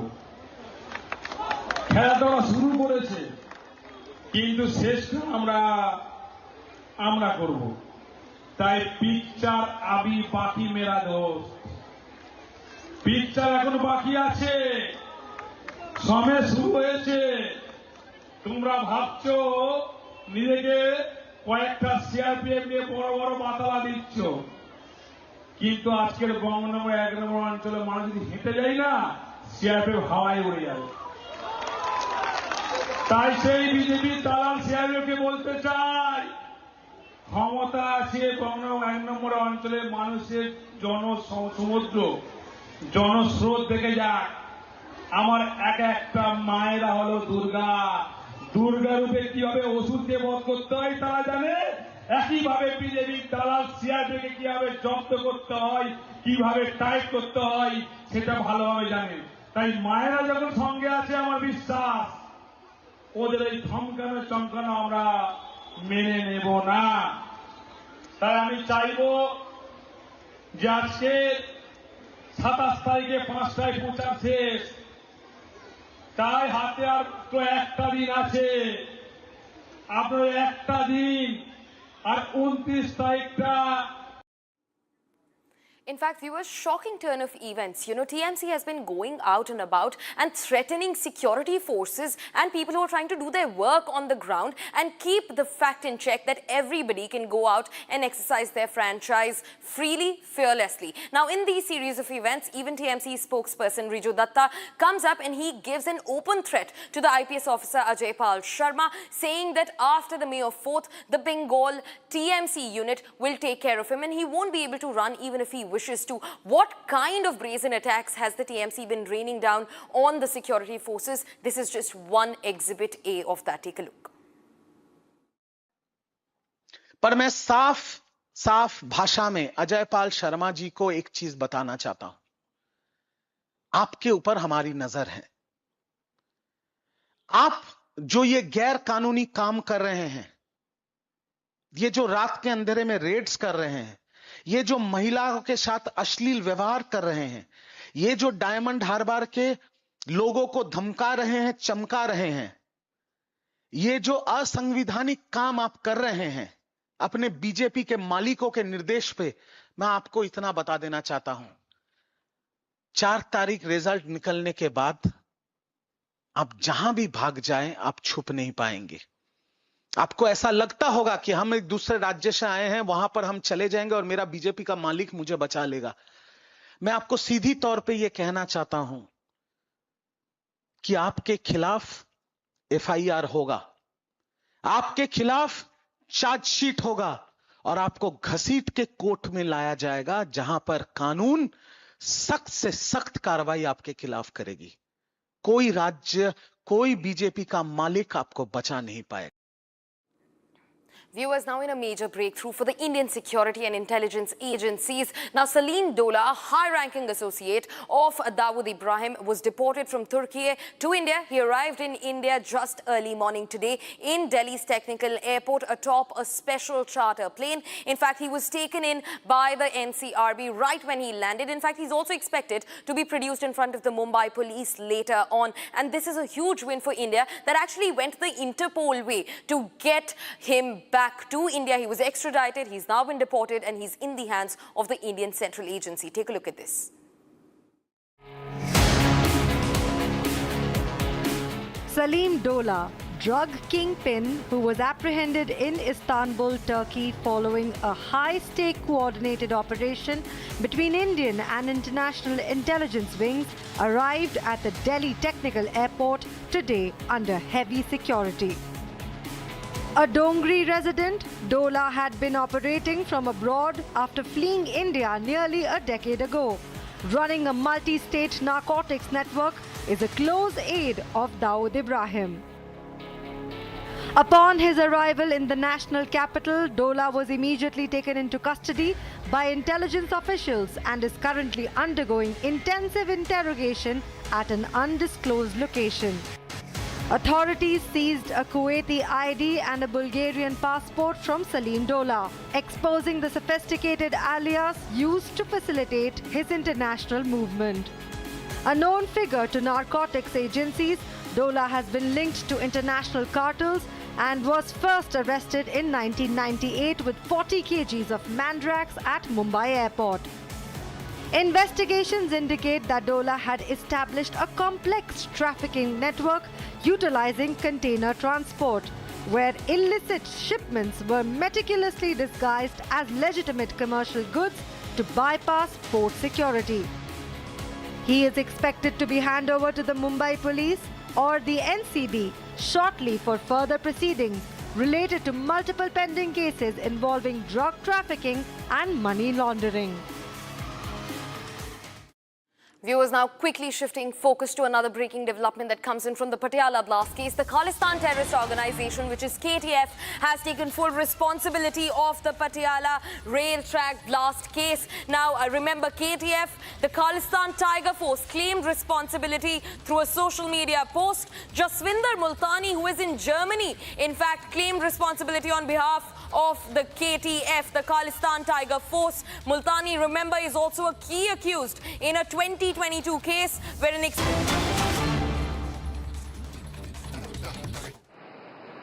माता विशालाक्षी, माता संकटा और मां गंगा ऐसी दिव्य शक्तियों की भूमि है।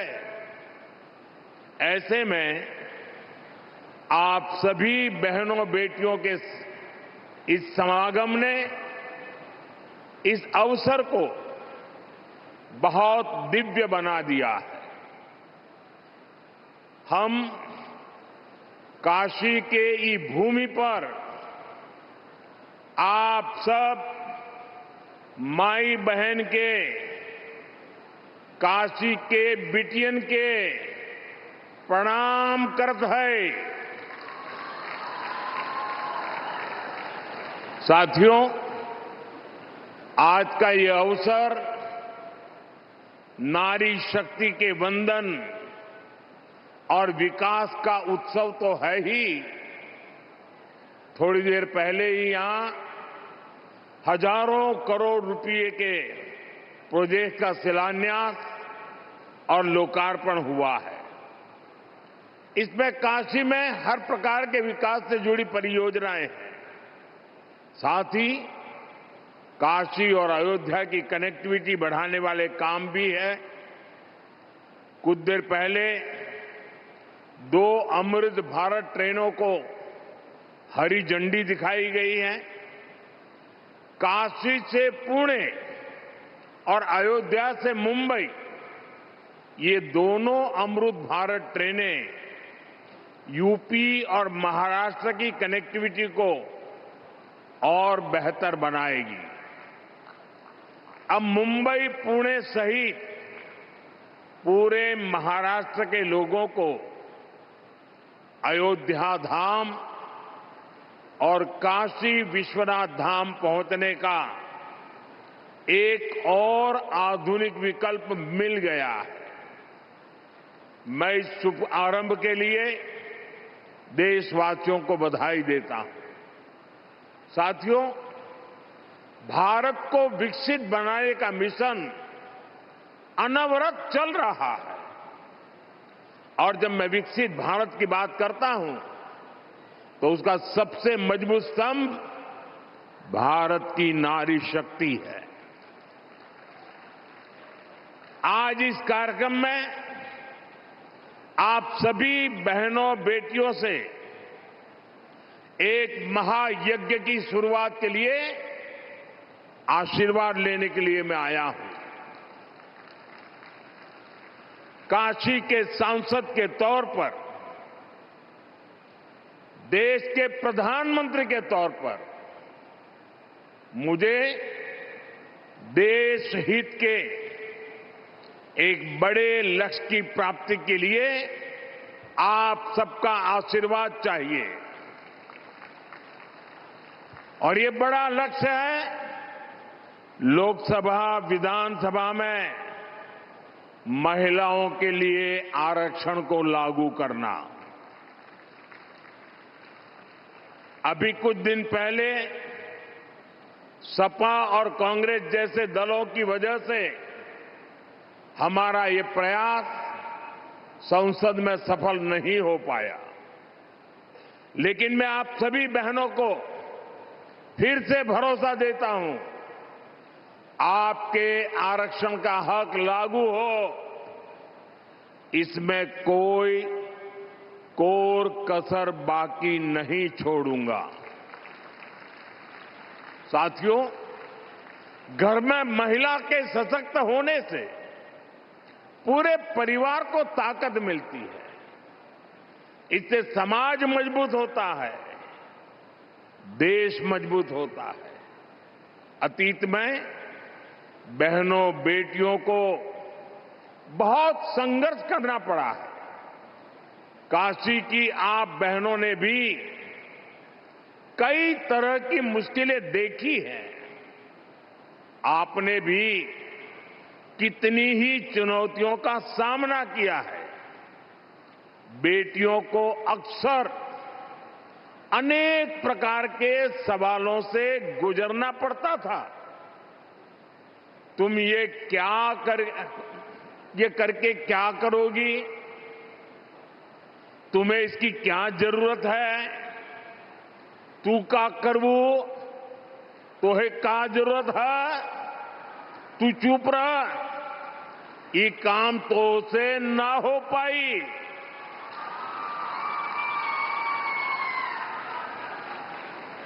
और कई बार तो सवाल भी नहीं पूछे जाते थे, सीधे फरमान सुनाया जाता था, ये तुम्हारे बस का काम नहीं है। साथियों, ऐसी परिस्थितियां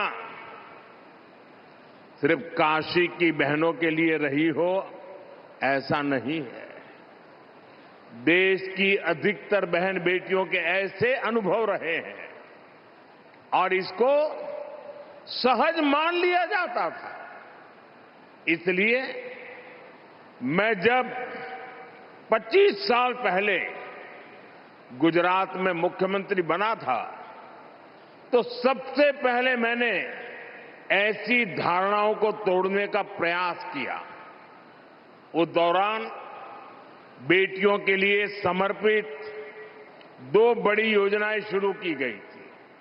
एक थी शाला प्रवेशोत्सव, स्कूल में बच्चियों का एडमिशन, ताकि बेटियां ज्यादा संख्या में स्कूल पहुंचे, बीच में ही उनका स्कूल न छूटे। और दूसरी थी मुख्यमंत्री कन्या केळवणी निधि, ताकि बेटियों की फीस में उनकी मदद की जा सके। साथियों, तब से लेकर आज तक हमारी सरकार की नीतियों में निरंतर महिला कल्याण को सर्वोच्च प्राथमिकता दी गई है। 2014 में आपने हमें सेवा का अवसर दिया तो देश में 12 करोड़ से ज्यादा शौचालय बने, इज्जतघर बने, 30 करोड़ से ज्यादा बहनों के बैंक खाते खुले, 2.5 करोड़ से ज्यादा घरों में बिजली का कनेक्शन दिया गया, 12 करोड़ से ज्यादा घरों में नल से जल पहुंचाया। यानी अनेक बड़ी योजनाओं के केंद्र में बहनों बेटियों को रखा गया। साथियों, 2 साल पहले यहां बनारस में सुकन्या समृद्धि योजना से जुड़ा बहुत बड़ा अभियान चलाया था। उस समय एक ही महीने में यहां काशी में 27,000 बेटियों के सुकन्या समृद्धि खाते खुलवाए थे और हर बेटी के बैंक खाते में 300 रुपये भी ट्रांसफर किए गए थे। बेटियों की शिक्षा में और बेहतर भविष्य में सुकन्या समृद्धि योजना बड़ी भूमिका निभा रही है। इस योजना से बेटियों की पढ़ाई को बल मिला है और मुद्रा योजना से बेटियों की कमाई सुनिश्चित हुई है। वहीं मातृवंदन योजना और आयुष्मान भारत योजना से बहनों बेटियों की दवाई का इंतजाम किया गया है। साथियों, पढ़ाई, कमाई और दवाई के साथ ही करोड़ों बहनों के नाम पर पहली बार कोई प्रॉपर्टी रजिस्टर हुई। पीएम आवास योजना के ज्यादातर घर भी बहनों के नाम पर होते हैं। आज हमार माई बहन सही में अपने घर का मलकिन बनत हैं। साथियों, हमारी सरकार का पूरा जोर बहनों की सुविधा और सुरक्षा पर रहा है। यही दो चीजें हैं जो सशक्तिकरण की नींव मजबूत करती है। आपने यहां यूपी में अपनी आंखों के सामने हालात बदलते देखे। कुछ साल पहले तक जब यहां समाजवादी पार्टी की सरकार थी तो यूपी में बेटियों का घर से बाहर निकलना भी मुश्किल हो गया था। लेकिन अब बीजेपी सरकार में बेटियों के विरुद्ध गलत सोच रखने वाला अच्छे से जानता है कि उसका अंजाम क्या होगा। साथियों, भारतीय न्याय संहिता ने भी बहनों बेटियों को सुरक्षा का नया भरोसा दिया है। इसके तहत महिलाओं के विरुद्ध गंभीर अपराधों में तेजी से फैसले आने लगे हैं। इसी प्रकार महिला थानों और परामर्श केंद्रों का नेटवर्क भी निरंतर बढ़ रहा है। आज यहां भी एक महिला पुलिस चौकी और परामर्श केंद्र के भवन पर काम शुरू हुआ है। ऐसे कदम बेटियों को सुरक्षा की गारंटी देते हैं। साथियों, जब महिलाओं की आर्थिक शक्ति बढ़ती है तो घर में उनकी आवाज भी उतनी ही बुलंद।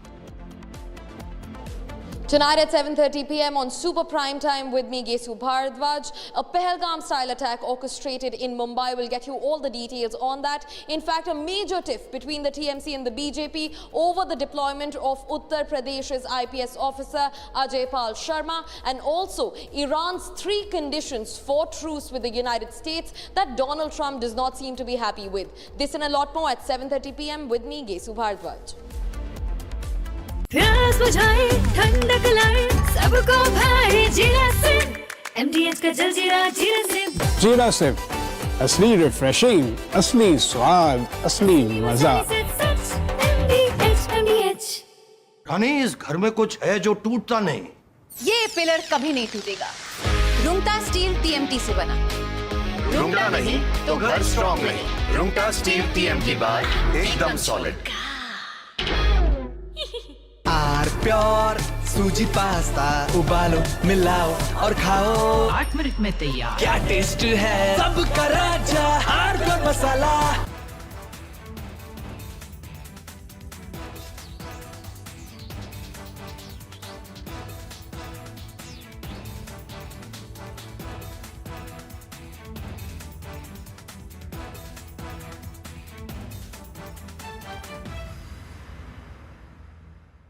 The Indian Air Force is giving its old MiG-29 fighter jets a powerful new weapon from Britain that turns them into modern fighters ready for today's battles.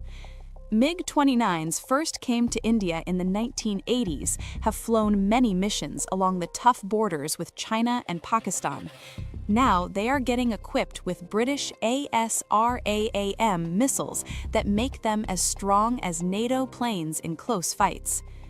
The Ministry of Defense sent out a request for proposals to fit the Advanced Short-Range Air-to-Air Missile on the MiG-29 UPG version.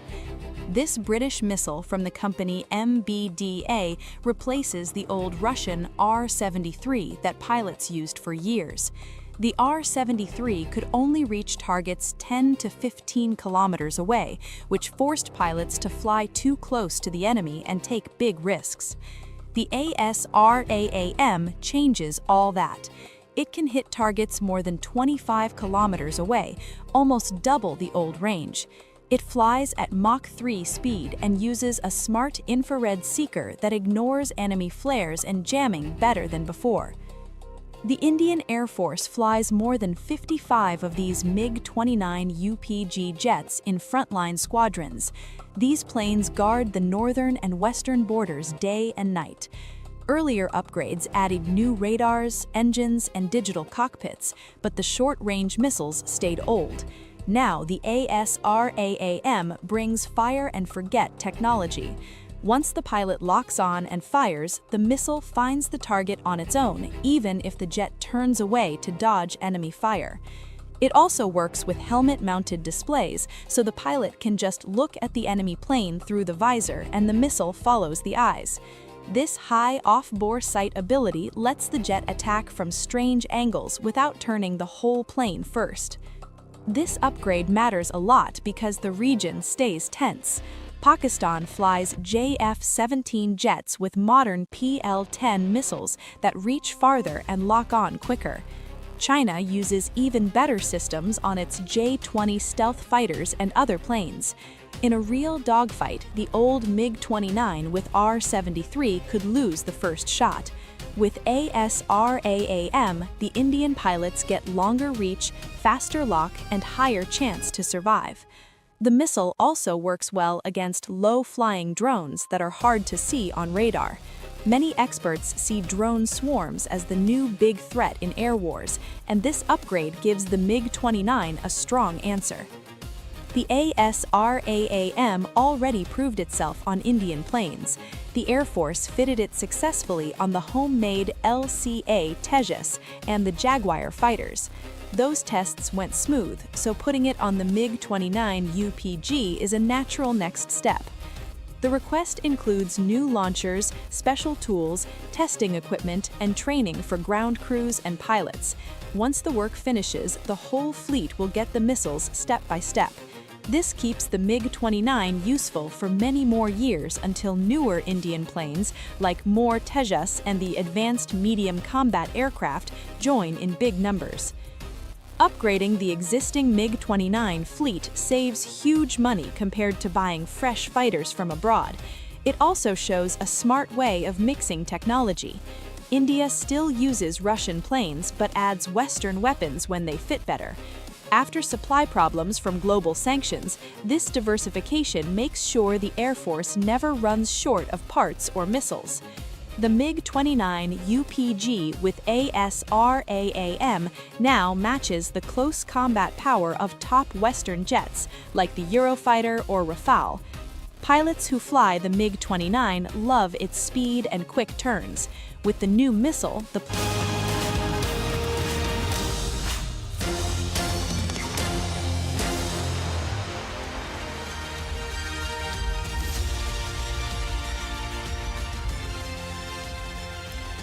Welcome viewers, you're watching The Verdict with me, Ishita Mitra on Republic TV. Now viewers, tomorrow at 7 a.m. West Bengal goes to poll for the final phase. But TMC currently is in a panic mode over a UP cop performing his poll duty.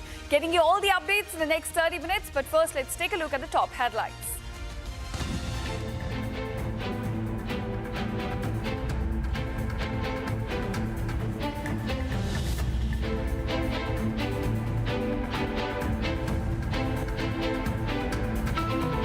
UP Encounter Specialist Ajay Pal Sharma's appointment as observer for Phase 2 polls has sent the TMC into a tizzy.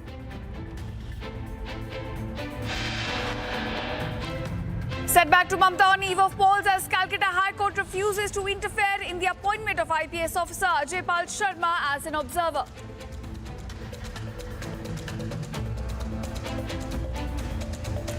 UP Encounter Specialist Singham gets down to business in Bengal, hunts for TMC goons including Jahangir Shah, warns of severe action against troublemakers.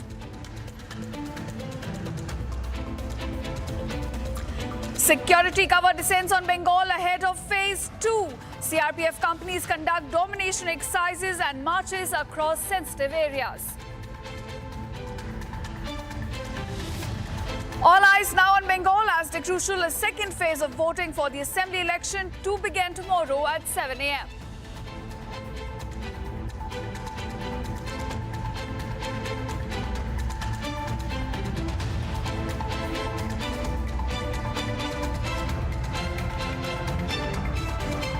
भवनों का निर्माण हो, हर हुआ और भवानीपुर में किसानों के लिए भंडारण सुविधाएं हो, वृद्धाश्रम हो, महिला छात्रावास हो, ये सब काशी के संवेदनशील विकास का ही प्रमाण है।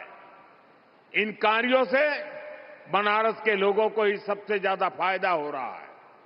साथियों, काशी की विरासत, यहां की धरोहर को सशक्त करने का अभियान भी निरंतर चल रहा है। संत कबीर स्थली का विकास और नगवा स्थित संत रविदास पार्क का जीर्णोद्धार, ये हमारे इसी अभियान का हिस्सा है। साथियों, हमारी काशी अविनाशी है, ये अनवरत चलने वाला शहर है। इसी तरह विकास का अभियान भी निरंतर गतिमान है। मैं नारी शक्ति का वंदन करते हुए एक बार फिर हमें आशीर्वाद देने के लिए मैं आपका आभार व्यक्त करता हूं और विकास कार्यों के लिए शुभकामनाएं देता हूं। मेरे साथ बोलिए, भारत माता की, भारत माता की, भारत माता की, वंदे वंदे वंदे, हर हर Mahadev.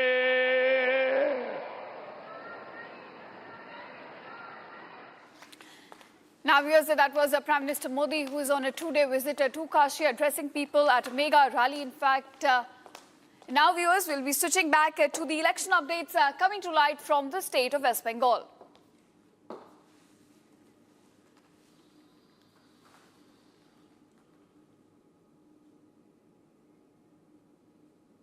In fact, the Prime Minister interacting with workers on ground along with the UP Chief Minister, who's present on the stage.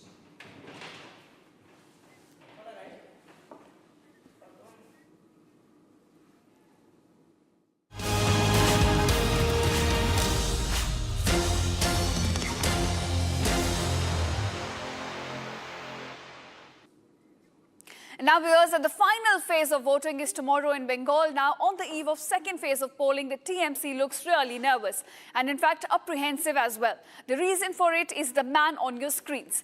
IPS officer from Uttar Pradesh, Ajay Pal Sharma, better known as Singham, for his no-nonsense approach towards law enforcement. Now, UP Singham has been posted as a police observer for the second phase of polling, and this has sent the TMC into a tizzy. So let's break down the entire story for you viewers by starting with who this officer is.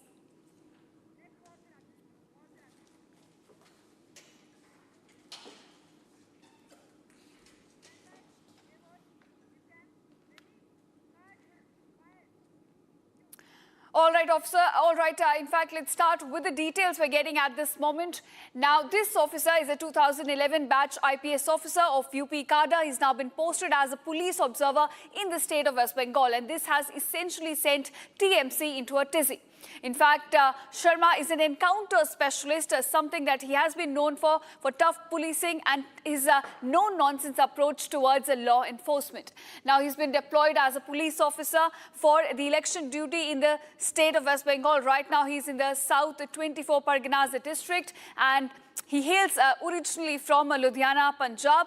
But if you talk about his professional journey, now before becoming an IPS officer, he was in fact a professional doctor. So he switched from being a doctor to becoming an IPS officer in UP cadre. In fact, he was recently promoted to the rank of DIG on January 2025. Now, those are the details when we talk about this man. Now, why are we talking about this man? That's the big question. He is the additional police commissioner in Prayagraj currently, but now he's posted to West Bengal, and now in fact he has been taking on TMC goons, the troublemakers in the state ahead of the crucial second phase of election. And this is what is causing him to go viral on social media, the way he has been talking to these troublemakers, including TMC candidate Jahangir Shah. Now, in fact, viewers, the question is, what has this officer done since arriving in Bengal for the second phase of polling? The answer is swift action and stern warnings. Now, Ajay Pal Sharma wasted no time and hit the ground running. He issued firm warnings for the people of South 24 Parganas, the area for which he has been appointed. His sight is set on troublemakers, and he's determined to ensure that no voting is carried out In fact, no violence takes place in West Bengal in the second phase of polling. He's also not sparing security personnel who are slacking off. Let's now take a look at these crucial videos that have emerged from the election-bound state. Specific videos which show that how he has been warning troublemakers and security personnel alike who are working on the ground but have been favouring a TMC. Take a listen. UP police officer Dr. Ajay Pal Sharma, who is popularly known as encounter specialist, and Singham in Uttar Pradesh has been deployed as police observer in the state of West Bengal in South 24 Parganas region for phase 2 election. Now a viral video of Ajay Pal Sharma is doing rounds on social media, which has grabbed a lot of attention of the political parties and non-political party as well. In a viral video, Dr. Ajay Pal Sharma is seen issuing a stern warning to Jahangir and his family members. Jahangir is a TMC candidate after the reports were received that TMC candidates' men were openly threatening and intimidating voters to vote in favor of TMC. Dr. Ajay Pal Sharma visited the house of TMC candidate and issued stern warning by stating, "Tell him we will deal it properly if his men continue to threaten the electors. Cry it later or regret it then." Those were the words of Dr. Ajay Pal Sharma, on which is grabbing a lot of attention on social media. And after this viral video, some have applauded Ajay Pal Sharma for his heroics, while some has criticized UP Chief Minister and Dr. Ajay Pal Sharma. BJP IT cell tweeted this video and stated that wasted no time, kept the TMC and the right accused in check. While Maua Moitra, the TMC MP, called Ajay Pal Sharma fair and lovely boy, said, "We are the kind who deal it properly with small Fanta or big Fanta." In fact, TMC also tweeted a video targeting UP Chief Minister Yogi Adityanath and officer himself and stated that officers should be kept, their heroics should be kept in check. And also UP former Chief Minister Akhilesh Yadav called Dr. Ajay Pal Sharma, commenting on his viral video, called him the agenda-driven agent of Bharatiya Janata Party. Now after this video went viral, lot of talks are happening regarding the deployment of Ajay Pal Sharma as a police observer in South 24 Pargana, the region where immense violence were reported earlier in 2021, 2024, in 2023 Panchayat polls as well.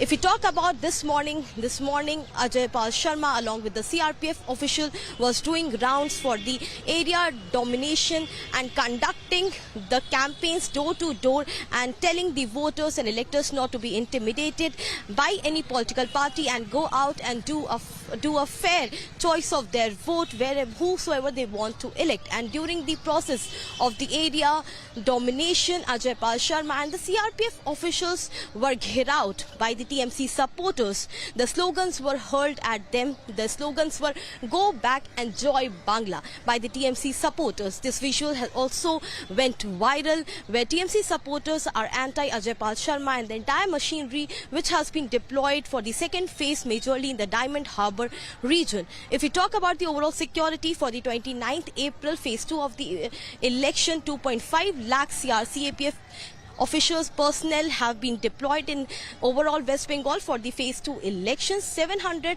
CAPF will stay put in West Bengal for the post-poll situation. So right now, as we see, 29th April is the phase 2. But before that, this encounter specialist, Singham from Uttar Pradesh, Dr. Ajay Pal Sharma, is grabbing a lot of attention, and not only war of words, but now the political targeting also has started by the TMC and the India Alliance parties against Dr. Ajay Pal Sharma on social media. Harsha Tanwani along with video journalist Atanu for Republic TV. Now, viewers, the question is, what has this officer done since arriving in Bengal for the second phase of polling? The answer is swift actions and stern warnings. It has come in from Ajay Pal Sharma, who has been going round from street to street, from door to door, wasting no time in hitting the ground running. Now, he's issued a firm warning to the people of South 24 Parganas, the area for which he has been appointed. His side is clear that there should be no violence in the second and the final phase of election. He said that the voting should be carried out smoothly in this election, and he's also not sparing security personnel who are slacking off. Now let's take a look at these crucial videos that have gone viral from the state of West Bengal showing his tough action on the ground. आसपास के जितने भी लोग हैं अच्छी तरह से समझ लें कि अगर किसी ने बदमाशी करी तो उनका कायदे से इलाज किया जाएगा। फिर अगर कहीं से खबर आ गई कि किसी ने कोई खुराफात करने की, किसी को परेशान करने की कोशिश की है, तो फिर उसकी खबर फिर अच्छे से लेंगे हम। ये जहांगीर के घर वाले भी खड़े हैं, उसको बता देना कायदे से। ये बार बार जो खबरें आ रही हैं कि उसके लोग धमका रहे हैं, तो फिर अच्छे से खबर लेंगे, फिर बाद में रोना पछताना मत। तुम्हारा इशू होगा ना,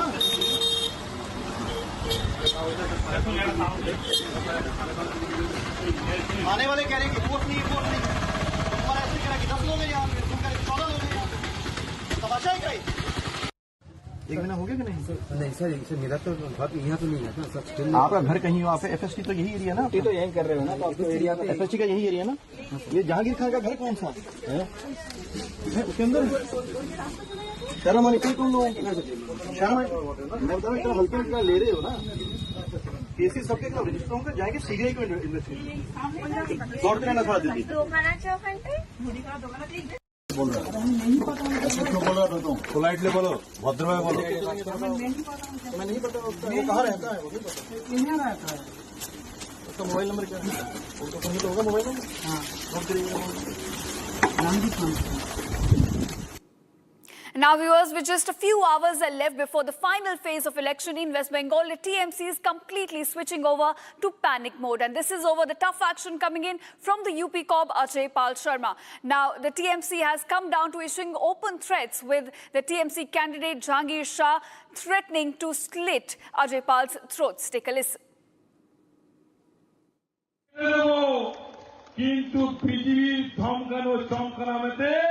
জাহাঙ্গীর খান এবং জাহাঙ্গীর খানের টিম ভয় পায়নি এবং আগামী দিনে ভয় পাবে না, সেটা মাথায় রাখতে হবে।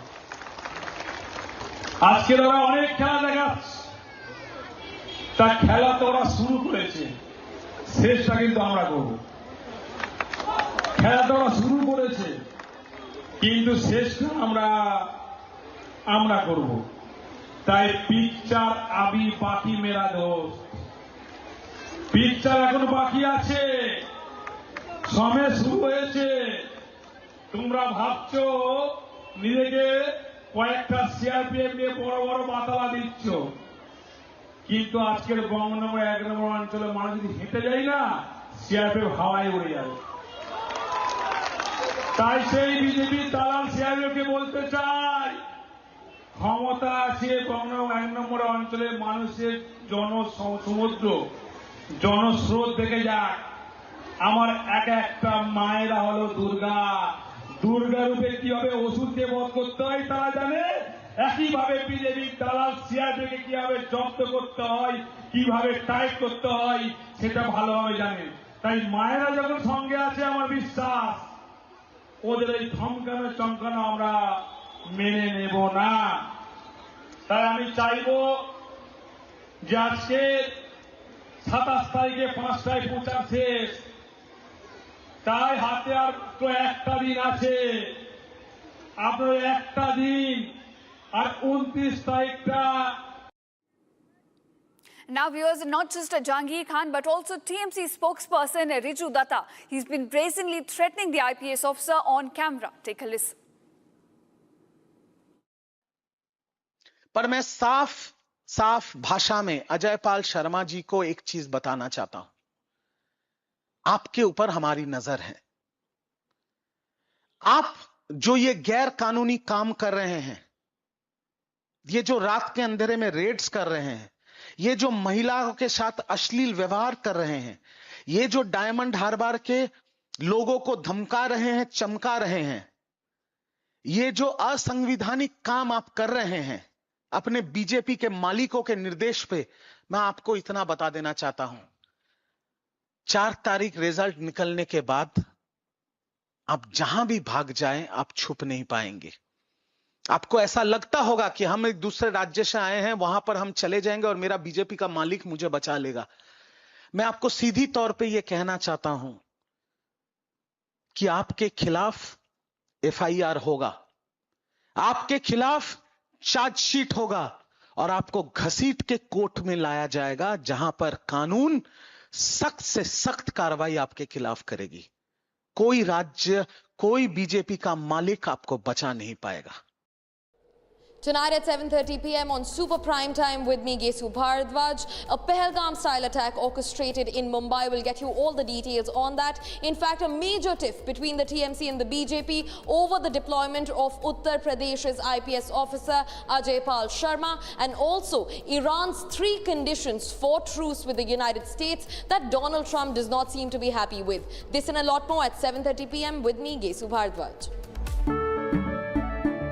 केसरिया से मन जोगी हुआ रे, दिल झूमे देखो मतवारा हुआ रे, केसरिया से मन जोगी हुआ। हर पल मनाओ केसरी त्योहार। विमल, बोलो जुबान Kesari.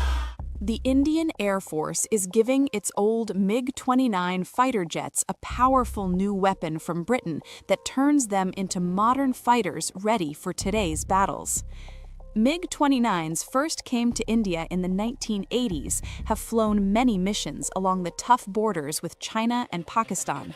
Now they are getting equipped with British ASRAAM missiles that make them as strong as NATO planes in close fights. The Ministry of Defense sent out a request for proposals to fit the Advanced Short-Range Air-to-Air Missile on the MiG-29 UPG version. This British missile from the company MBDA replaces the old Russian R-73 that pilots used for years. The R-73 could only reach targets 10 to 15 kilometers away, which forced pilots to fly too close to the enemy and take big risks. The ASRAAM changes all that.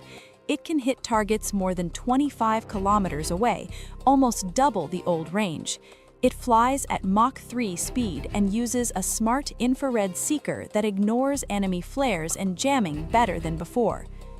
The Indian Air Force flies more than 55 of these MiG-29 UPG jets in frontline squadrons. These planes guard the northern and western borders day and night. Earlier upgrades added new radars, engines, and digital cockpits, but the short-range missiles stayed old.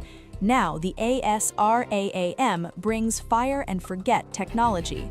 Once the pilot locks on and fires, the missile finds the target on its own, even if the jet turns away to dodge enemy fire. It also works with helmet-mounted displays, so the pilot can just look at the enemy plane through the visor and the missile follows the eyes. This high off-bore sight ability lets the jet attack from strange angles without turning the whole plane first. This upgrade matters a lot because the region stays tense.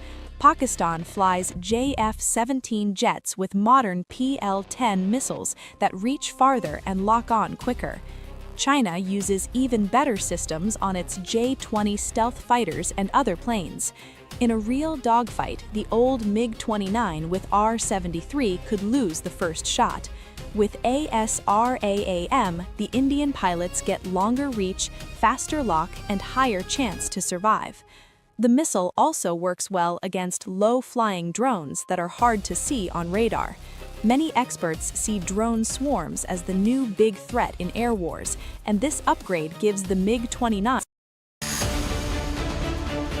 Singham rattles Trinamool cadre.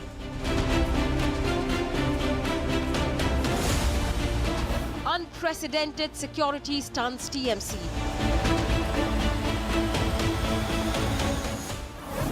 Debating tonight at 9 p.m. Presented by Amity University, ranked amongst the top 3% universities globally. Powered by RP Sanjeev Goenka Group, growing legacies since 1820. TVS iQube, India's favorite family EV. चमकी चाट से क्या बना है? आलू चाट या fruit चाट, स्वाद बनाए चमकी चाट। क्या बात है? स्वादिष्ट पकोड़े और बरसान, अरे चमकी चाट है इसकी जान। असली स्वाद सिर्फ चमकी चाट। In the India Today Best Universities Survey, India's #1 ranked universities in various streams are JNU Delhi, Amity University, AIIMS Delhi, IIT Delhi, and National Law School, Bengaluru. थोड़े में ज्यादा स्वाद ये तो है इसकी खास बात। वाओ मम्मा क्या स्वाद है। अरे मेरे राजा राजा और मसाला केसरिया से मन जोगी हुआ रे दिल झूमे देखो मतवारा हुआ रे केसरिया से मन जोगी हर पल मनाओ केसरी त्योहार। विमल, बोलो जुबान केसरी। प्यास बुझाए ठंडक लाए सबको भाई जीरा से MDH का जलजीरा जीरा से। जीरा से असली रिफ्रेशिंग, असली स्वाद, असली मजा। MDH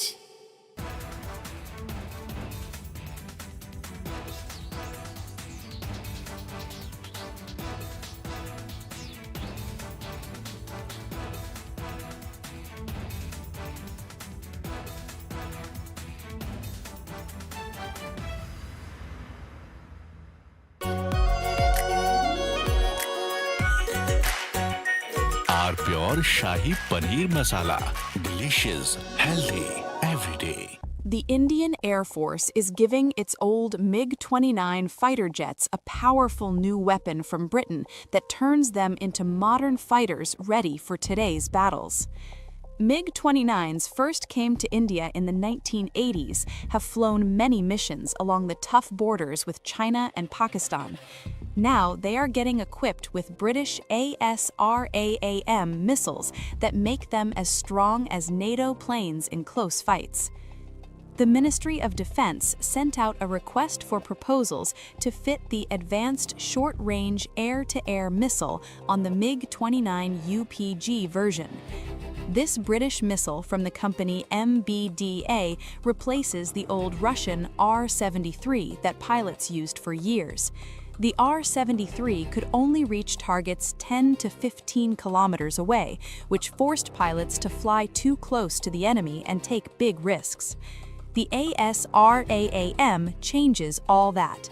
It can hit targets more than 25 kilometers away, almost double the old range.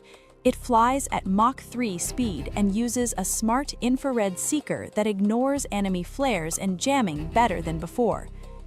The Indian Air Force flies more than 55 of these MiG-29 UPG jets in frontline squadrons. These planes guard the northern and western borders day and night. Earlier upgrades added new radars, engines, and digital cockpits, but the short-range missiles stayed old. Tonight at 7:30 p.m. on Super Prime Time with me, Gesu Bharadwaj, a Pahalgam-style attack orchestrated in Mumbai. We'll get you all the details on that. In fact, a major tiff between the TMC and the BJP over the deployment of Uttar Pradesh's IPS officer Ajay Pal Sharma, and also Iran's 3 conditions for truce with the United States that Donald Trump does not seem to be happy with. This and a lot more at 7:30 p.m. with me, Gesu Bharadwaj.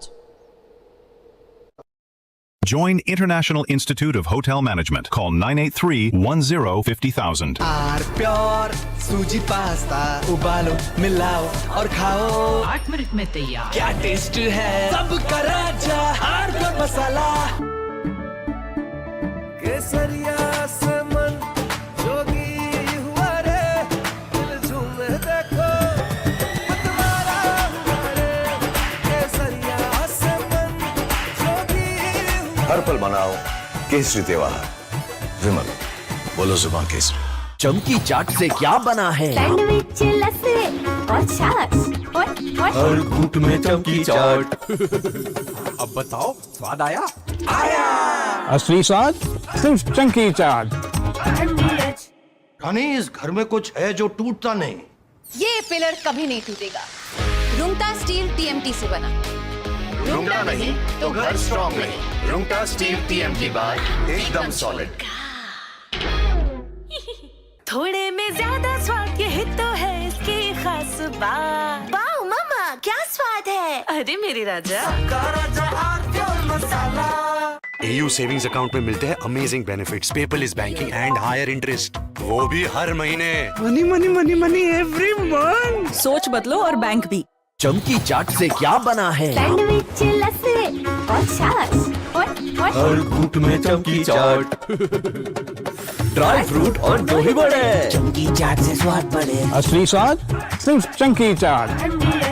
The Indian Air Force is giving its old MiG-29 fighter jets a powerful new weapon from Britain that turns them into modern fighters ready for today's battles. MiG-29s first came to India in the 1980s, have flown many missions along the tough borders with China and Pakistan. Now they are getting equipped with British ASRAAM missiles that make them as strong as NATO planes in close fights. The Ministry of Defense sent out a request for proposals to fit the Advanced Short-Range Air-to-Air Missile on the MiG-29 UPG version.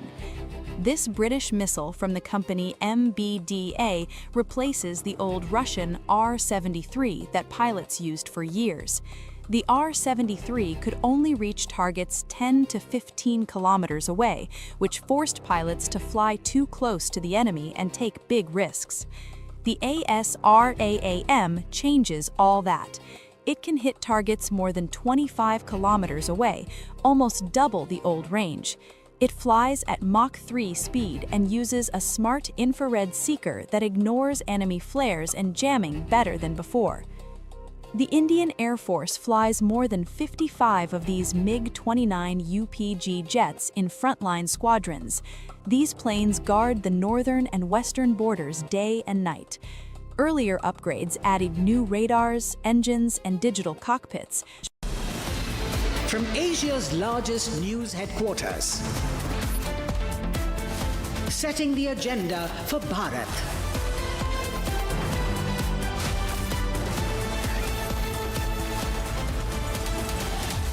You're watching Republic.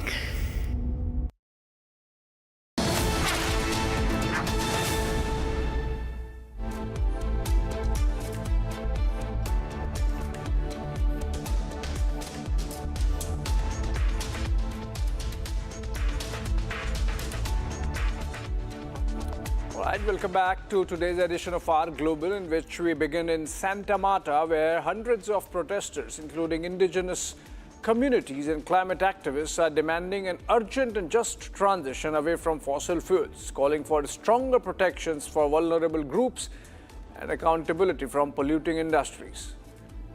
Then we come to Indonesia, where a devastating train collision near Jakarta has left multiple people dead and dozens injured, raising fresh concerns over rail safety to the Chinese trains.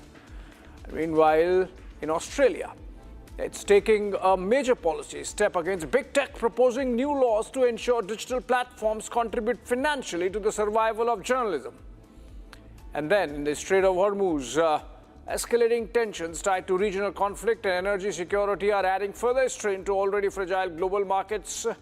All that and more in today's edition of our Global.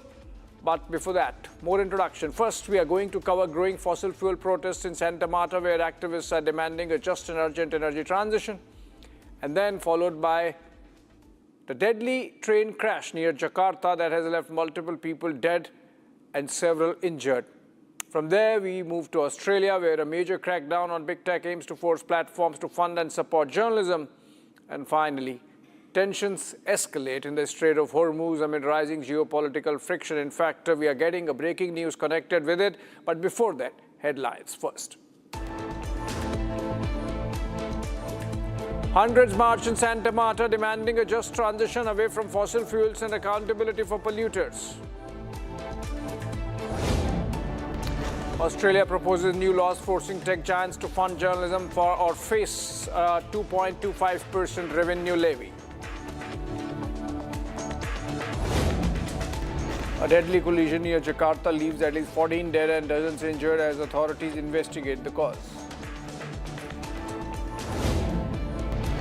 Dispute over the Strait of Hormuz escalates as Iran blames the United States for maritime disruptions amid a deepening energy crisis.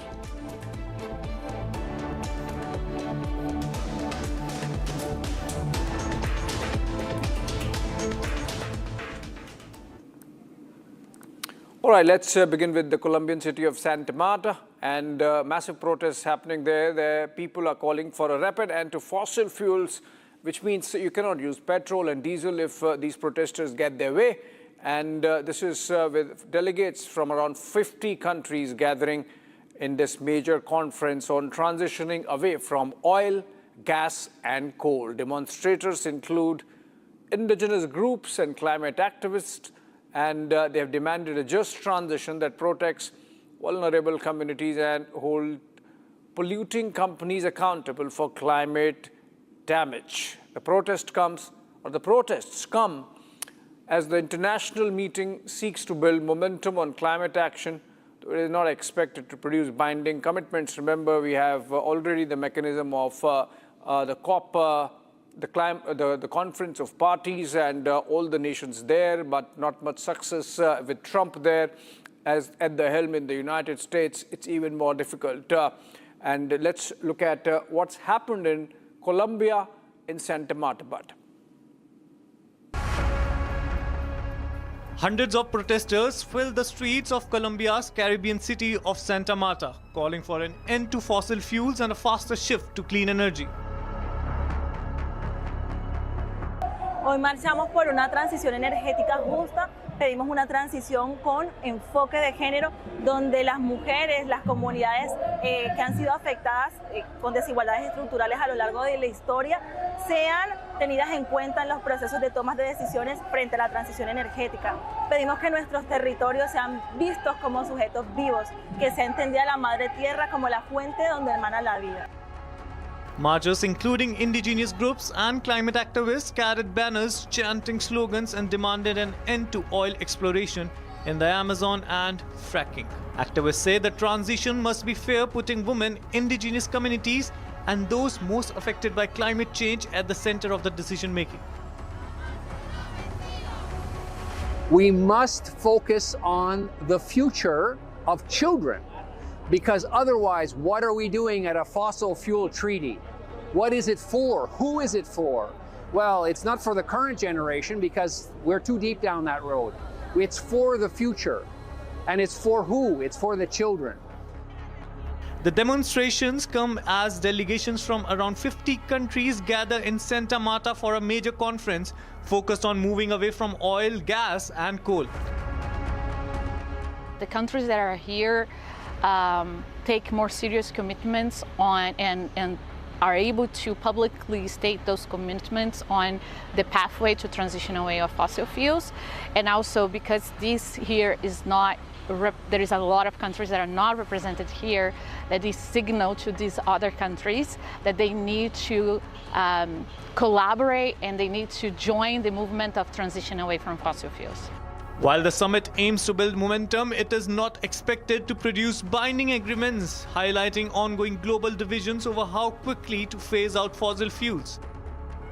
Protesters also took aim at major oil companies, staging Make Polluters Pay, actions accusing them of profiting, while communities face the consequences of climate damage.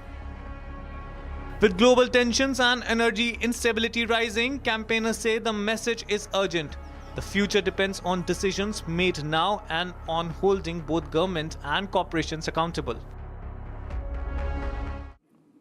All right, even as we are on some countries wanting to phase out fossil fuels, war has broken out between the UAE and Saudi Arabia, leading to the former walking out of the OPEC, which is Organization of Petroleum Exporting Countries. Remember, it's a Saudi-dominated body of oil exporting countries, and the UAE, in a trip with Saudi Arabia over how to look at Iran war, how to take the issue forward, has decided in a huff to leave OPEC. In fact, the UAE has made this announcement through its official news agency WAM and said that they will leave OPEC effective May 1. The United Arab Emirates announcing this, leaving the oil cartel, and the statement says, and I quote, "This decision reflects the UAE's long-term strategic and economic vision and evolving energy profile, including accelerated investment in domestic energy production,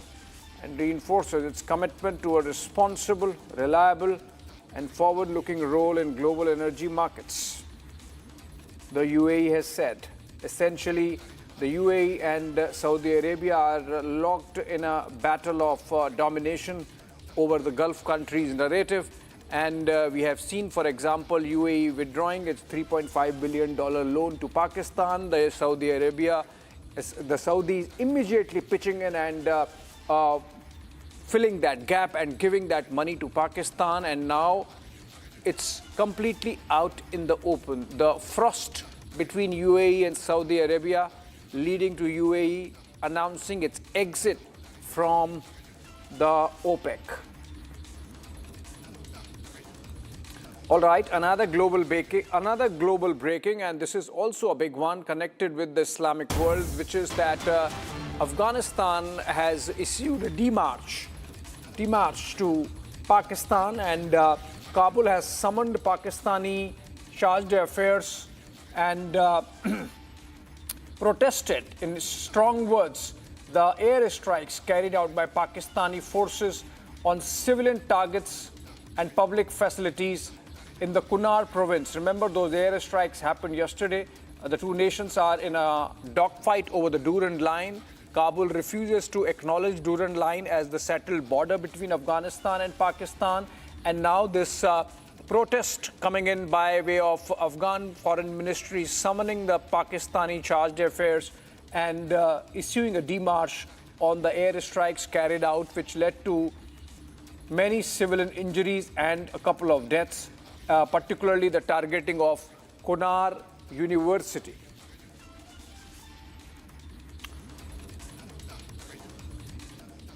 All right, we had those couple of breakings, and now we come back to the story that was under focus. The second story, which is the accident or train accident that has been reported from Indonesia. A long-distance train rammed into a stationary commuter train near Jakarta. At least 14 people have been killed and over 80 injured. Rescue teams are still working to pull out those trapped inside the mangled coaches. The collision has once again raised concerns over the safety of Indonesia's aging rail network. Take a look.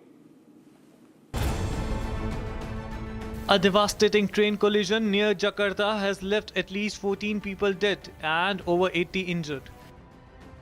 The accident took place at Bekasi Timur station when the Argo Bromo Anggrek long-distance train slammed into the rear of a stationary commuter train. The impact was severe, with one coach designated for women passengers bearing the brunt of the collision and getting heavily damaged. Rescue teams rushed to the spot, working carefully to evacuate passengers and reach those trapped inside the wreckage.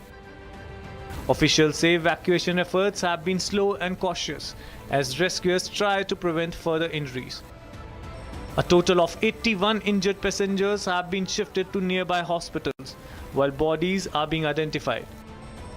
All 240 passengers aboard the long-distance train are reported safe, with casualties largely from the commuter coach. Authorities are now probing the cause of the crash, with early input suggesting a possible disruption on the rail line. Kami dalam proses informasi ini adalah segera dan secepat mungkin evakuasi seluruh penumpang yang masih ada di dalam gerbong kereta api. Semoga bisa kami lakukan kecepatan dan harapannya bisa dapat diselamatkan. The investigation has been handed over to the National Transportation Safety Committee to determine accountability and prevent future accidents or incidents.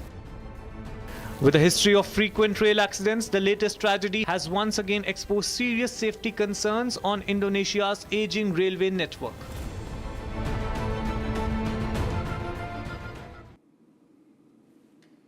Right, another ceasefire broken. Israel has carried out air strikes in southern Lebanon. Remember, with Prime Minister Netanyahu making that statement just last evening that this ceasefire cannot hold. Lebanon's state-run national news agency has said that Israeli air strikes have hit villages of Chakra, Tabanin and Kafra in southern Lebanon, and that's happened today. A drone strike also hit a motorcycle in the village of Mansouri. The Lebanese agency has reported no immediate confirmation about possible casualties. The strikes come after Israel's military asked residents of 16 southern villages to evacuate, saying Hezbollah is using the communities to launch attacks on Israeli troops. in southern Lebanon. This is clearly a confirmation of no ceasefire on the Lebanese front insofar as the Middle East situation is concerned, and that's the reason why perhaps the talks between Iran and the United States have completely broken off.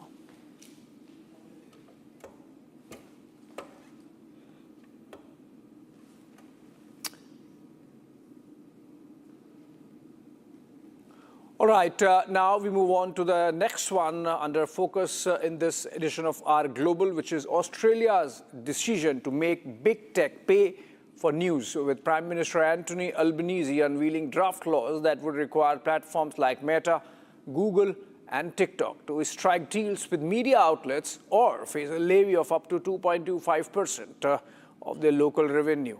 It's a move aimed at supporting journalism and strengthening media sustainability rather than raising government funds. Australia is moving to force big tech to pay for journalism, unveiling draft laws targeting platforms like Meta, Google and TikTok. The proposal would introduce a financial incentive system encouraging tech companies to strike deals with news organizations or face a taxation on their Australian revenue. Under the plan, the platforms that don't reach agreements could be charged 2.25% of local revenue, with discounts offered to those that fund journalism through commercial deals. We can announce today that our government is taking the next steps to ensure that Australian journalism is sustainable now and into the future by ensuring that large digital platforms cannot avoid their obligations under the new Media Bargaining Code. The news bargaining incentive will go to the next stage. We released a discussion paper in November. We had submissions in December, and today we're releasing an exposure draft of the legislation. That is an exposure draft which will encourage deal making between the platforms and news organisations. Prime Minister Anthony Albanese says the goal is to ensure media sustainability, not to raise government funds.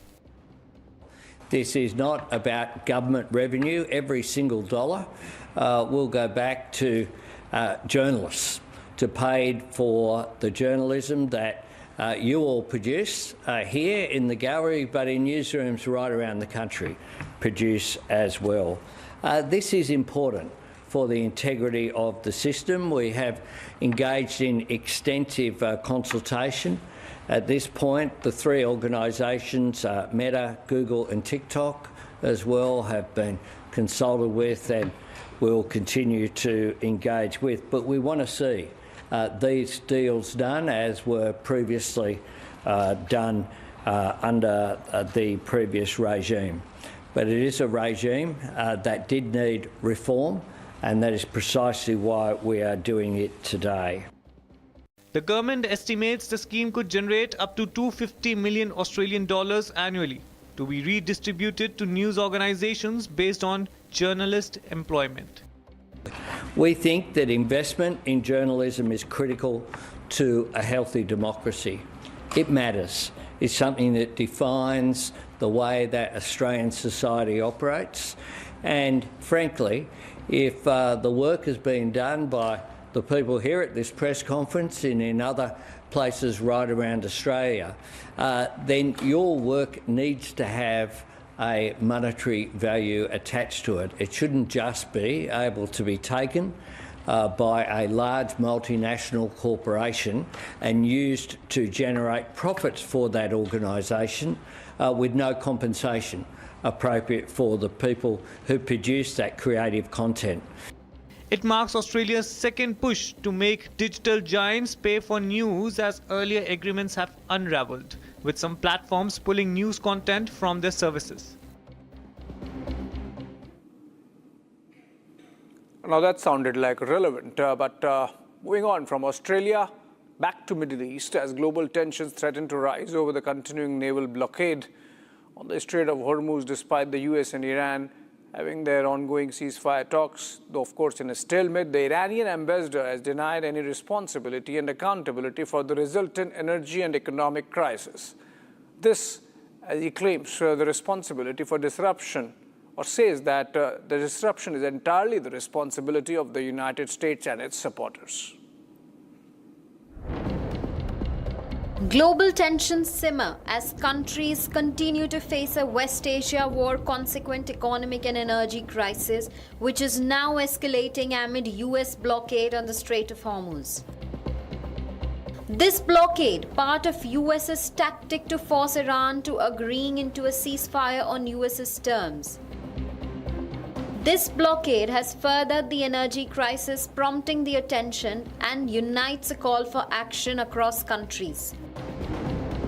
And now, after the United Nations Security Council met Monday to discuss safety and protection of waterways in the maritime domain, Iranian Ambassador Amir Saeed Iravani addressed members of the media to assert that Iran is not responsible for the closure of Strait of Hormuz.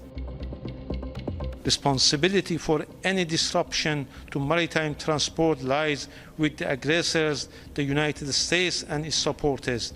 Any claims to the contrary is unfounded. This follows his claim earlier, justifying Iran's responses to the US as Iran's right and obligations under the law of sea. In contrast, Iran's measures in the Strait of Hormuz are grounded in Iran's right and obligation under the law of the sea and its national laws and regulations. Iran's lawful measures aim to strike an appropriate balance between security interests of the coastal state and the continued safe conduct of navigation in the Strait of Hormuz in a highly volatile environment. All of this comes as two regional officials reported that Iran offered to end its chokehold on the Strait of Hormuz if the US lifts its blockade on the country and ends the war in a proposal that would postpone discussions on the Iran's nuclear program. US President Donald Trump seems unlikely to accept the offer, which was passed to the Americans by Pakistan and would leave unresolved the disagreements that led to the US and Israel to go to war on Feb 28th.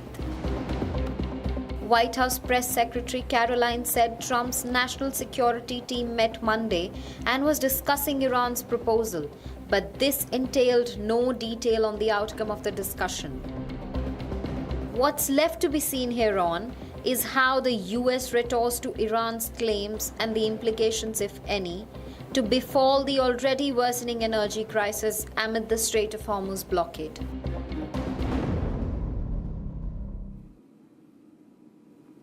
All right, from Middle East back to the Pacific, and that's where action seems to be happening. South Korea and New Zealand have come together to carry out joint military exercises, amphibious exercises over the last 1 week.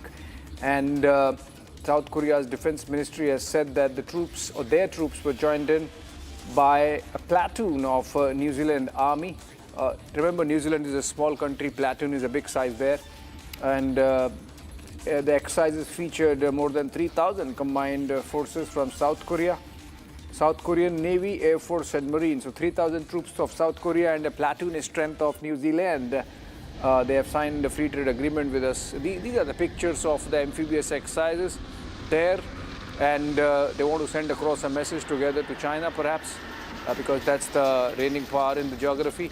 And amphibious exercises there, essentially South Korean troops with a smattering of New Zealand, with the Kiwis, and announcing a joint military drill there, the two nations, New Zealand and South Korea. Tremendous firepower there of the amphibious force.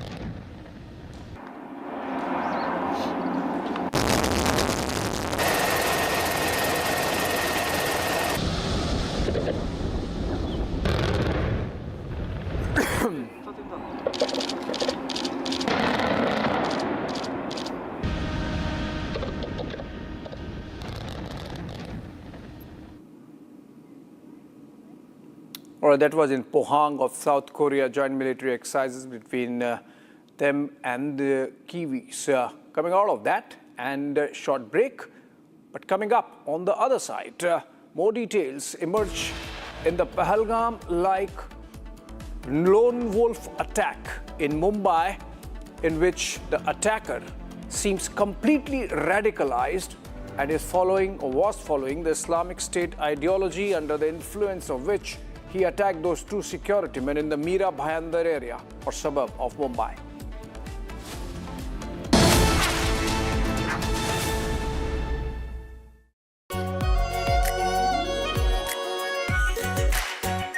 Our pure Shahi Paneer Masala. Delicious, healthy, every day. In the India Today Best Universities Survey, India's #1 ranked universities in various streams are JNU Delhi, Amity University, AIMS Delhi, IIT Delhi, and National Law School Bengaluru. चमकी चाट से क्या बना है? आलू चाट या fruit चाट, स्वाद बनाए चमकी चाट।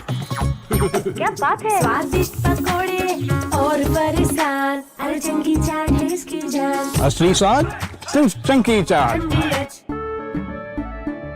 केसरिया से मन जोगी हुआ रे, दिल झूमे देखो मतवारा हुआ रे।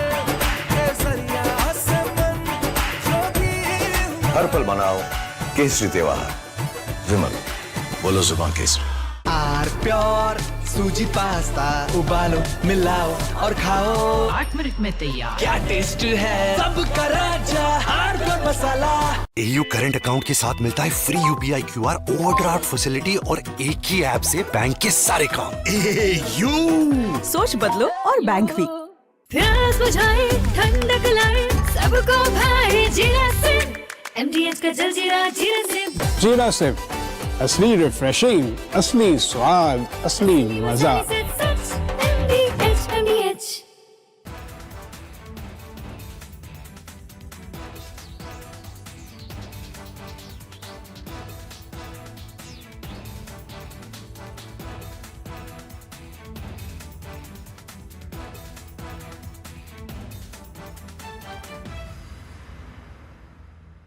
थोड़े में ज्यादा स्वाद, यही तो है इसकी खास बात। वाओ मामा, क्या स्वाद है? अरे मेरे राजा।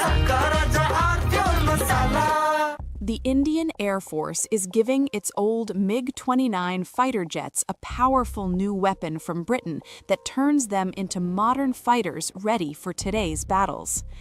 MiG-29s first came to India in the 1980s, have flown many missions along the tough borders with China and Pakistan. Now they are getting equipped with British ASRAAM missiles that make them as strong as NATO planes in close fights. The Ministry of Defense sent out a request for proposals to fit the Advanced Short-Range Air-to-Air Missile on the MiG-29 UPG version. This British missile from the company MBDA replaces the old Russian R-73 that pilots used for years. The R-73 could only reach targets 10 to 15 kilometers away, which forced pilots to fly too close to the enemy and take big risks. The ASRAAM changes all that. It can hit targets more than 25 kilometers away, almost double the old range. It flies at Mach 3 speed and uses a smart infrared seeker that ignores enemy flares and jamming better than before. The Indian Air Force flies more than 55 of these MiG-29 UPG jets in frontline squadrons. These planes guard the northern and western borders day and night. Earlier upgrades added new radars, engines, and digital cockpits, but the short-range missiles stayed old. Now the ASRAAM brings fire-and-forget technology.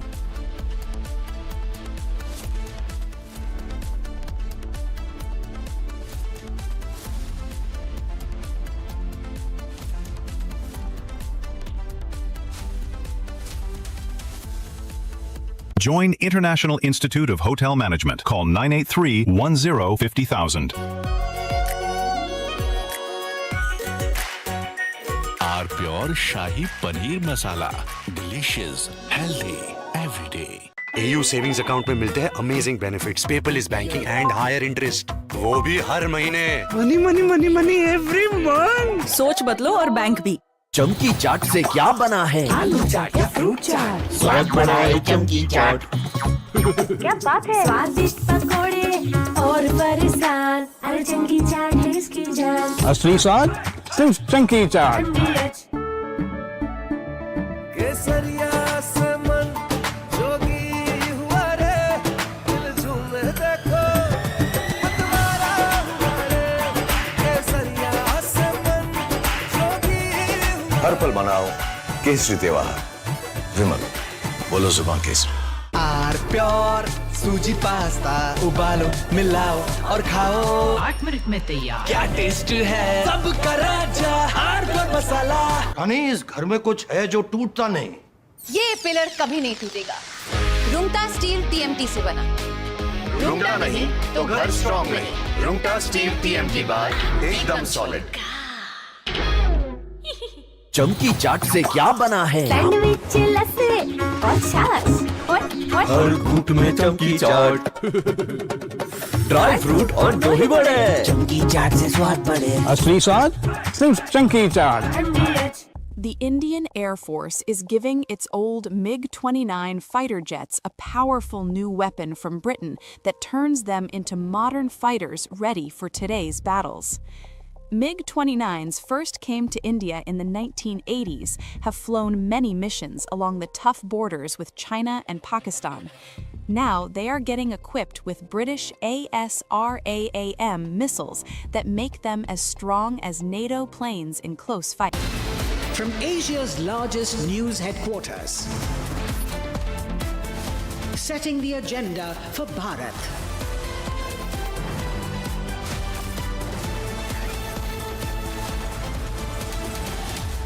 You're watching Republic.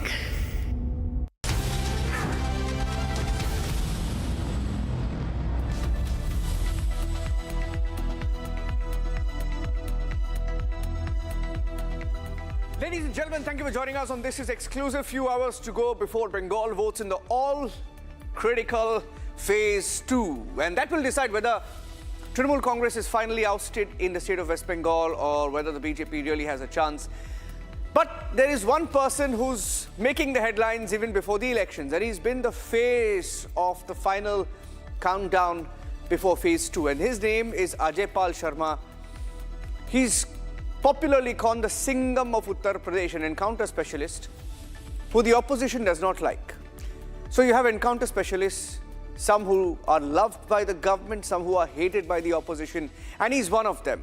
And he's in Bengal. He's a no-nonsense kind of person, and he's very, very, very, very, very, very aggressive, something that the Trinamool Congress does not like. We have videos of him in Bengal and why the Trinamool Congress is upset with him.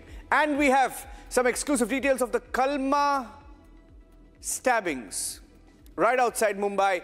You've had this man called Ansari, the attacker, self-radicalized attacker called Zubair Ansari, returned from America in the wee hours of this morning, went around asking for directions to the mosque, asked people if they were Hindus, and if they were Hindus, he just stabbed them. He asked them if they could recite the Kalma, couldn't, so stabbed them. And finally, ladies and gentlemen, the story that went unreported from the national capital, they called him Bihari, and a policeman, a Delhi cop, called him a Bihari and then shot him dead. Shot dead for being a Bihari, and for some reason the Latins media hasn't even covered this story from the national capital. That and more coming up. Here are the headlines. This is exclusive.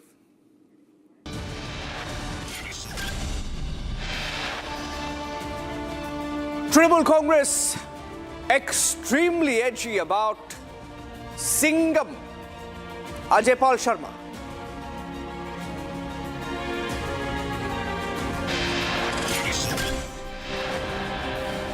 And the man that the Singham is going after, Jahangir Khan, a mafia don, Abhishek Banerjee's aide, says that he will slit their throat. He says he will slit the throat of election observers, including Singham Ajay Pal Sharma.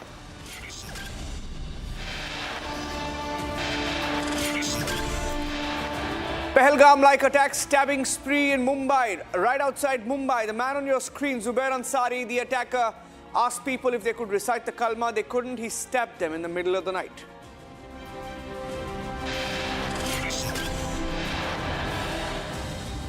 Details emerge. He was self-radicalized, returned from the USA, wanted Palestine, backed Hamas, fought for Gaza. Details of the self-radicalized Ansari on Republic.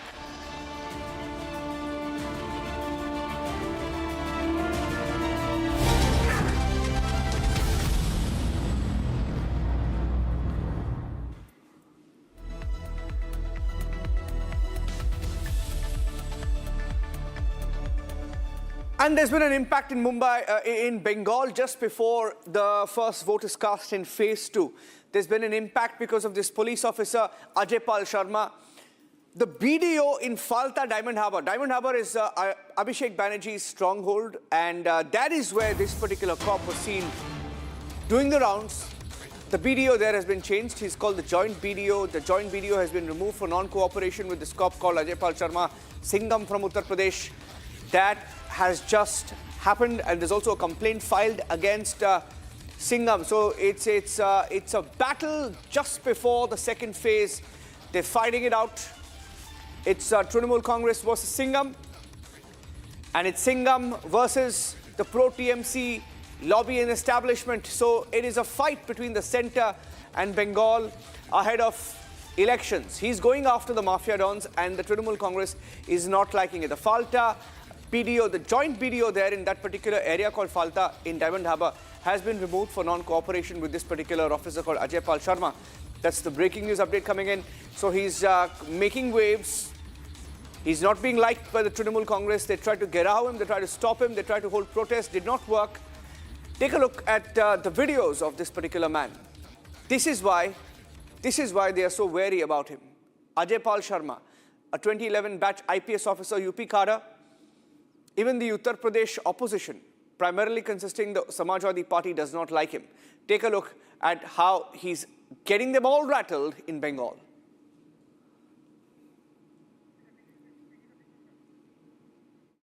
आसपास के जितने भी लोग हैं अच्छी तरह से समझ लें कि अगर किसी ने बदमाशी करी तो उनका कायदे से इलाज किया जाएगा। फिर अगर कहीं से खबर आ गई कि किसी ने कोई खुराफात करने की, किसी को परेशान करने की कोशिश की है, तो फिर उसकी खबर फिर अच्छे से लेंगे हम।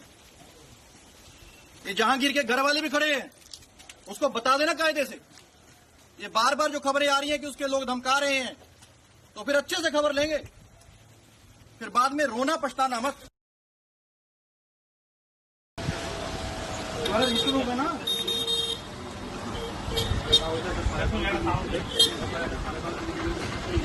आने वाले कह रहे हैं कि वोट नहीं, हमारा ऐसे कह रहा है कि 10 लोग हैं यहाँ पे, 14 लोग हैं यहाँ पे, तमाशा है क्या? एक महीना हो गया कि नहीं सर मेरा तो घर यहाँ तो नहीं है ना सर। आपका घर कहीं वहाँ पे एफएसटी तो यही एरिया ना, ये तो यहीं कर रहे हो ना, तो आपको एरिया पे एफएसटी का यही एरिया ना। ये जहांगीर खान का घर कौन सा है उसके अंदर? शर्म आनी चाहिए तुम लोगों को। शर्म मैं बताऊँ इतना हल्के ले रहे हो ना, केसेस सबके रजिस्टर होंगे, जाएंगे सीबीआई को इन्वेस्टिगेशन। 100 रुपये ना थोड़ा दीजिए बोल रहा हूँ, पोलाइटली बोलो, भद्र में बोलो। मैं नहीं पता वो कहाँ रहता है, उसका मोबाइल नंबर क्या है? तो कहीं तो होगा मोबाइल नंबर। हाँ, नोट करिएगा।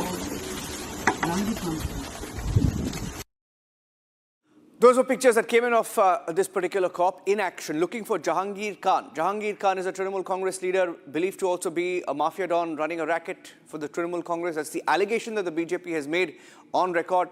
Take a look at Jahangir Khan's response to all of this in Bengal, to the march of the police, to what Ajay Pal Sharma has been doing, and the last few hours. Jahangir Khan was caught on camera issuing a death threat to security officials, telling them that we will slit your throat after elections. Take a look.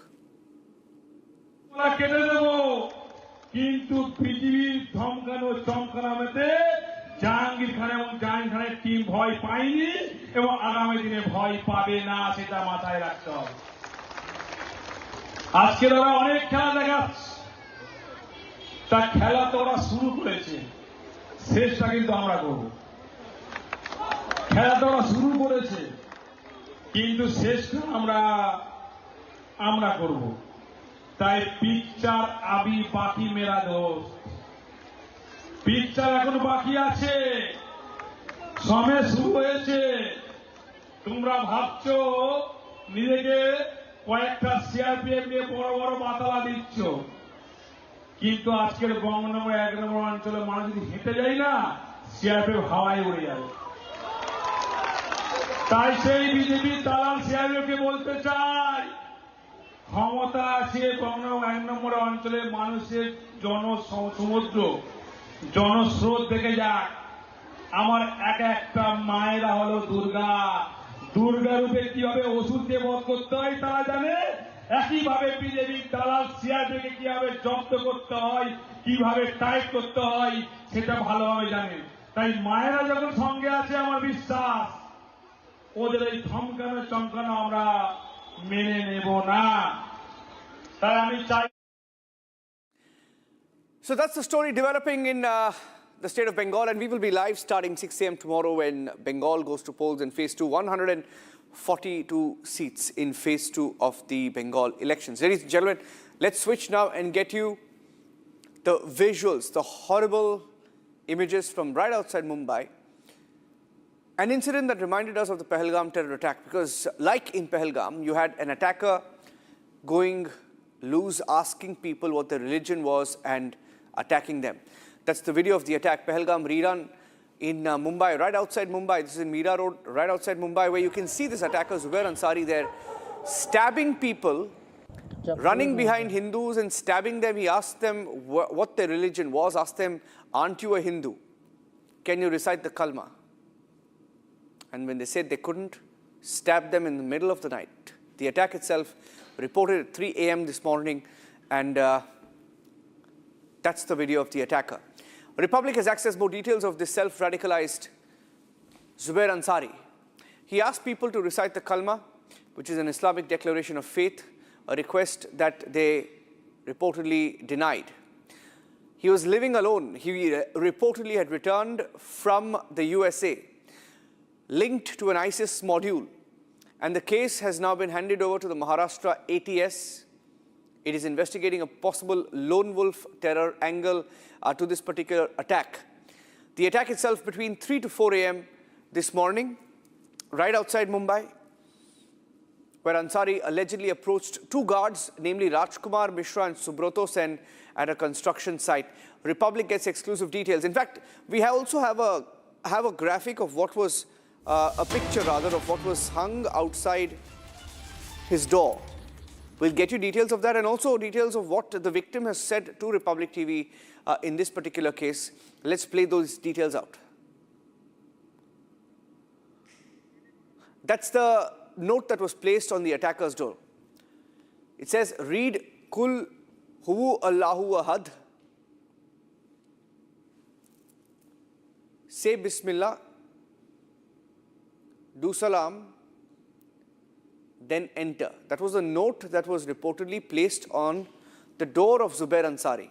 Zubair Ansari, the attacker, in the attack outside Mumbai. The Maharashtra ATS, meanwhile, ladies and gentlemen, is also investigating the financial transactions of Zubair Ansari, the accused in the stabbings, the Kalma stabbings right outside Mumbai. He's a resident of Mira Road, Nayanagar, right outside Mumbai. He had travelled overseas several times and was residing in the United States of America. The ATS in Maharashtra is conducting an investigation into all these aspects and whether there's any financial link between him and anyone else, mostly in America. That's the angle now. They're looking out rather on whether he had links to anybody there. That's the breaking news update. They're probing the foreign trips. We also spoke to the eyewitnesses.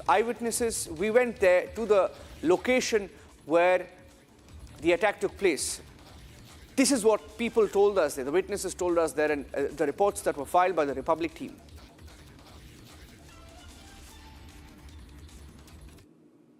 मैं बाहर गया था काम से, तो घर जा रहा था, तो उतने में वॉचमैन अंदर घुसा ना, तो वॉचमैन लोग डरे हुए थे, मेरे को रुकाए, बोले ऐसा ऐसा हुआ है। तो फिर मैं डायरेक्ट उसका हाथ पकड़ा, चौकी लेके गया फ़ौरन उसको, फिर उसने पुलिस चौकी में सब बताया, फिर उसने बोला कि किसका हाथ पकड़े थे?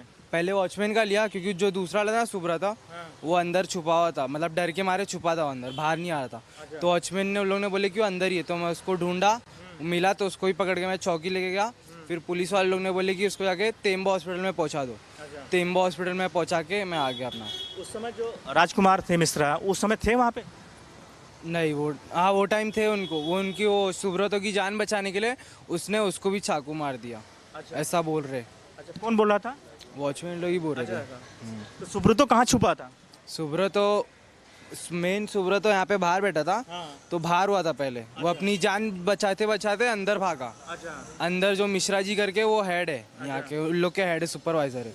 तो उनने इन लोग की जान बचाने के लिए तो उसको भी मार दिया चाकू। उस समय कैसी स्थिति, कैसी उनका हालात था राजकुमार मिश्रा का? वो मैं देखा नहीं। और सुब्रतो का? सुब्रतो को ज्यादा नहीं लगी, थोड़ी एक ही पीठ पे लगी थी खाली। कुछ बोल रहा था सुब्रतो? हाँ, वो बोल रहा था, कुछ तो हुआ था, बोल रहा था साइको था, कुछ पागल था, आके मार रहा था। मैं इस समय आरोपी जुबेर अंसारी के घर के बाहर हूँ। तस्वीरें दिखा रहा हूँ किस तरह से रूम नंबर 304, ये तस्वीरें देखिए। और जो यहाँ नोटिस लगाया गया है, ये पुलिस द्वारा नोटिस लगाया गया है और इस रूम को सील कर दिया गया है। सबसे महत्वपूर्ण इंपॉर्टेंट चीज़ मैं दिखा रहा हूँ कि यहाँ पे जो नोटिस लगाया गया है ये आरोपी जुबेर अंसारी ने लगाया है और इसमें जो लिखा है वो हम बता रहे हैं। दारूद शरीफ एक बार बोलो, बिस्मिल्लाह कहो, सलाम करो, फिर अंदर आओ। मतलब साफ तौर से है गैर मुस्लिम जुबेर अंसारी घर नहीं जा सकता है। ये कहने के बाद तब जाकर आपको एंट्री मिलेगी। तो साफ तौर से है जुबेर अंसारी कितना कट्टर है, ये साफ तौर से यहाँ पे जो नोटिस लगाया गया है, ये छोटा सा नोटिस यहाँ चिपकाया गया है। ये तस्वीर में दिखा रहा हूँ, ये देखिए किस तरह से। और यहाँ पे साफ तौर से लिखा है कि सलाम करो यहाँ पर, और आते यहाँ पे कुछ उर्दू में भी लिखा गया है। तो कहीं न कहीं ये बताता है कि किस तरह से जुबेर अंसारी कट्टर है। और जिस तरह से महाराष्ट्र ATS के जांच में सामने आया कि जो नोट्स मिले हैं उसमें ISI, साथ ही जिहाद और कई ऐसी चीज़ें मिले हैं जिसको लेकर महाराष्ट्र ATS जांच कर रही है। ये तस्वीरें बयां कर रही है कि आरोपी जुबेर अंसारी कितना कट्टर है। और यहाँ पे नोटिस लगाया गया है कि आपको ये कहना पड़ेगा तब जाकर यहाँ पे घर के अंदर एंट्री मिलेगी। फिलहाल महाराष्ट्र ATS जांच कर रही है, NIA जांच कर रही है और लगातार इस मामले को लेकर खुलासे हो रहे हैं।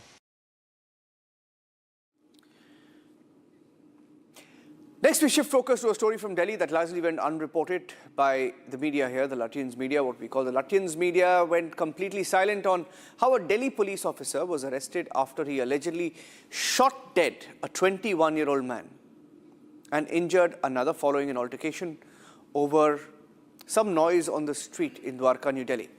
The head constable, identified by his first name Neeraj, is posted with the Delhi Police Special Cell, and according to officials, the murder took place when the police officer objected to a group of people who were returning from an event, and he claimed they were making noise in the street in front of his house. He stepped out, got into a fight, and then removed his Glock pistol, shot at one of the victims right in the chest.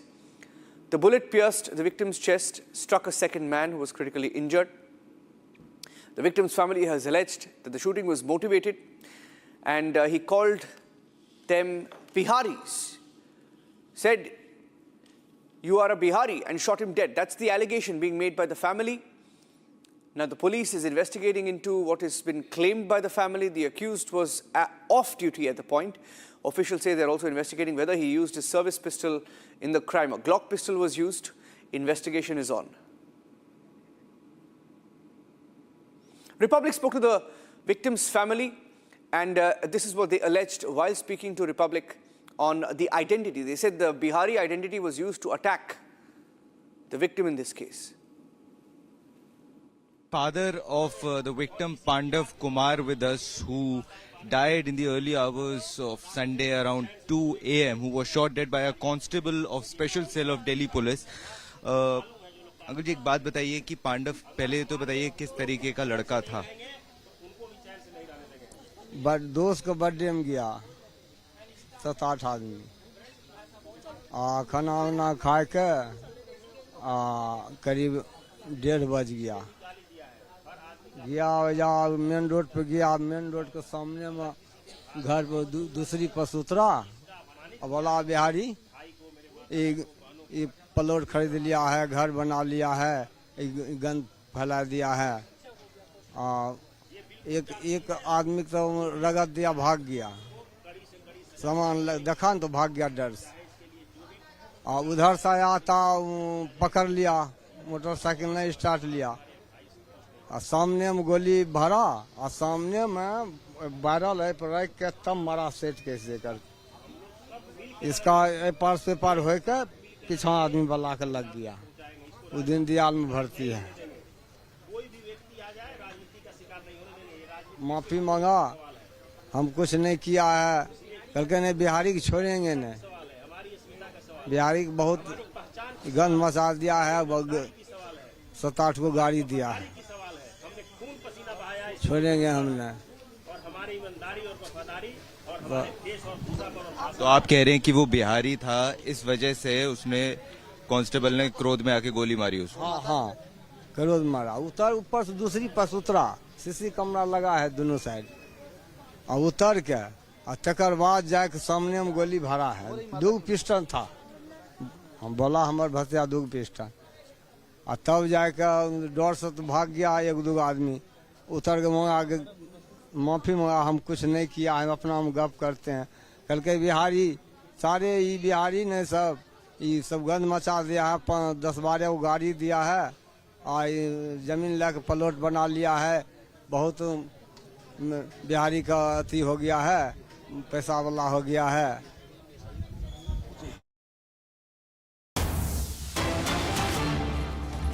Meanwhile, there was also a protest march that broke out following the shooting of a youth.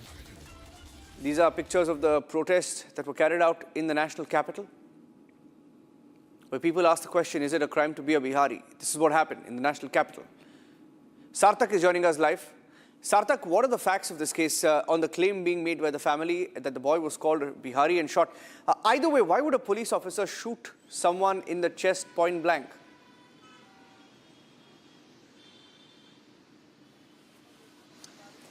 Yes, Niranjan, this is as much as it sounds unbelievable. The family members alleges that this was the primary reason why he got aggressive. He shot the 21-year-old boy Pandav Kumar right in the chest. They were returning back home at around 2 a.m. On Sunday morning from a birthday party when they got into a verbal altercation with this man who had issues with them making some noise, and then he started, allegedly according to the family, he started making some racial slurs at them. He started calling them Bihari, and how problematic it is to be a Bihari, and then eventually that verbal altercation turned into a physical scuffle, and eventually he went inside the house. He came out with a service revolver and he shot at these 3 boys who were sitting on a bike. The shot went through Pandav Kumar's chest. He died at the spot, and the second man, Krishna, got struck by that bullet. He is also critically injured. He is at this point in the hospital. The friends of Pandav Kumar, the victim, say that it was his some form of hatred towards Biharis, due to which he became extremely aggressive and decided to fire a shot at them. At this point, the family is demanding strict actions to be taken against the constable. Just to remind the viewers, he has been taken into custody by Delhi police. Initially, after the incident, he was absconding. Delhi police took cognizance of this. They found him. He has been taken into custody. And further, what was the actual reason for which he made the shot? That is still being investigated by Delhi police. However, the family alleges that it was his personal hatred towards Bihari that made him extremely aggressive, and that was the reason why he shot a fire at Coming them. in, Sarthak, I have a breaking news update. I'll have to cut out of this for a bit. Donald Trump has claimed that Iran wants to open the Strait of Hormuz. He said Iran has just informed America that they are in a state of collapse and that they want to open the Strait of Hormuz as soon as possible as they try to figure out their leadership situation which I believe they will be able to do. Thank you for your attention to this matter. So there's a big claim. Donald Trump once again saying that Iran wants to open the Strait of Hormuz, wants America to open the Strait of Hormuz as soon as possible. So it's an indication, perhaps, that maybe Donald Trump will be able to remove that blockade. Is that the hint, the bigger hint? He says Iran has requested America to open the Hormuz Strait as soon as possible as they figure out their leadership situation. He claims that Iran has told America that they're in a state of collapse. Now, this claim comes on the back of the reports that Americans and American leaders kept claiming that Iran is on the brink and that energy had been squeezed completely and that they were really struggling because of the blockade. So we will have to wait and watch how this plays out. Trump claiming Iran wants the Strait of Hormuz to be open. Will that mean they will open the Strait of Hormuz and end the blockade? We will keep an eye out on that. Ladies and gentlemen, that's it on this edition of This Is Exclusive. We're taking a break, but tomorrow is the big day. Tomorrow's exit poll day. Tomorrow is the final phase of the elections, the mini general election, phase 2 of Bengal. 142 seats. Republic will be live. Stay tuned.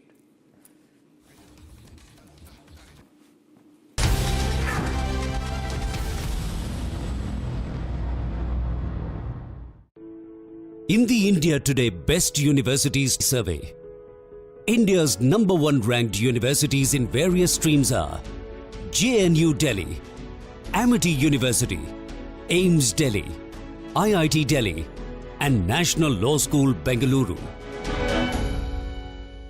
साथी हाथ बढ़ाना साथी रे Jindal Saathi seal साथी रे हर solid इसकी feel है Jindal Saathi seal है तो की स्टील है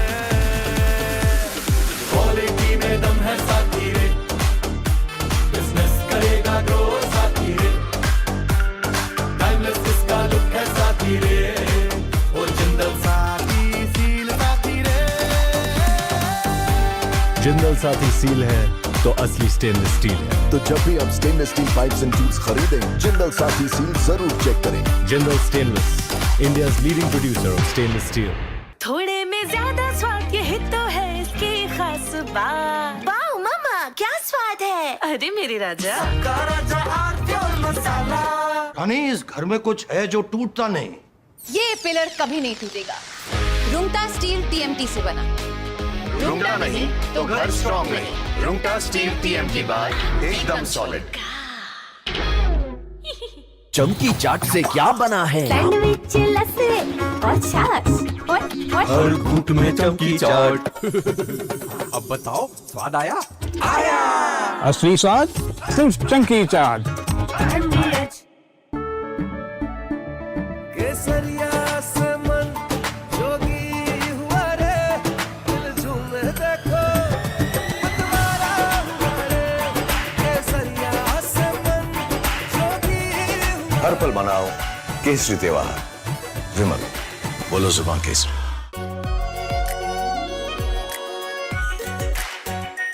are pure shahi paneer masala, delicious, healthy, everyday. AU savings account में मिलते हैं amazing benefits, paperless banking and higher interest, वो भी हर महीने। Money money money money every month. सोच बदलो और बैंक भी। प्यास बुझाए, ठंडक लाए, सबको भाई जीरा से। MDH का जल जीरा, जीरा से। जीरा सिर्फ असली रिफ्रेशिंग, असली स्वाद, असली मजा। MDH।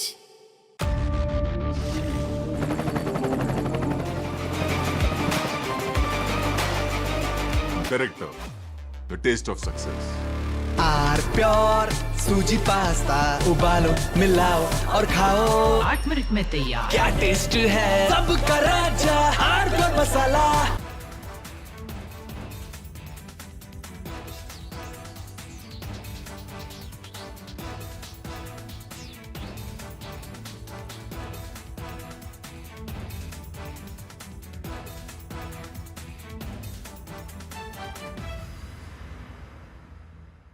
The Indian Air Force is giving its old MiG-29 fighter jets a powerful new weapon from Britain that turns them into modern fighters ready for today's battles. MiG-29s first came to India in the 1980s, have flown many missions along the tough borders with China and Pakistan. Now they are getting equipped with British ASRAAM missiles that make them as strong as NATO planes in close fights. The Ministry of Defense sent out a request for proposals to fit the Advanced Short-Range Air-to-Air Missile on the MiG-29 UPG version. This British missile from the company MBDA replaces the old Russian R-73 that pilots used for years. The R-73 could only reach targets 10 to 15 kilometers away, which forced pilots to fly too close to the enemy and take big risks. The ASRAAM changes all that. It can hit targets more than 25 kilometers away, almost double the old range. It flies at Mach 3 speed and uses a smart infrared seeker that ignores enemy flares and jamming better than before. The Indian Air Force flies more than 55 of these MiG-29 UPG jets in frontline squadrons. These planes guard the northern and western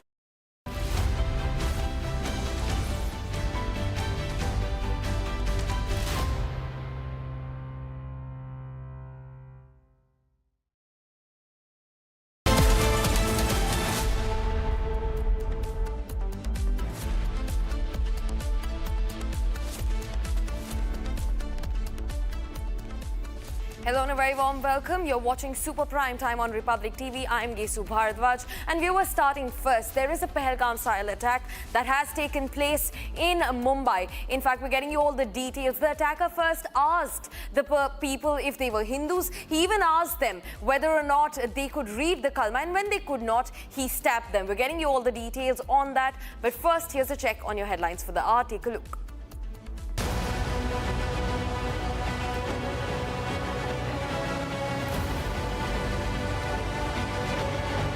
TMC versus BJP over appointment of Uttar Pradesh's top police Ajay Pal Sharma as West Bengal poll observer. TMC says Bengal is no Uttar Pradesh.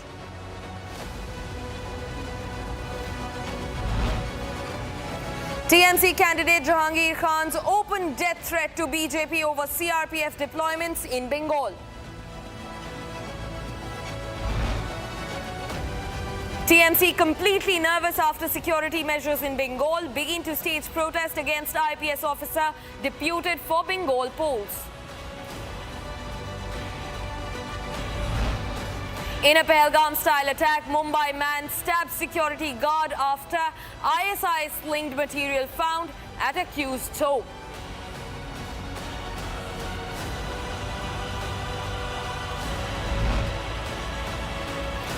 A Pahalgam-style attack in Maharashtra. Victim reveals he was stabbed after asked to recite the Kalma.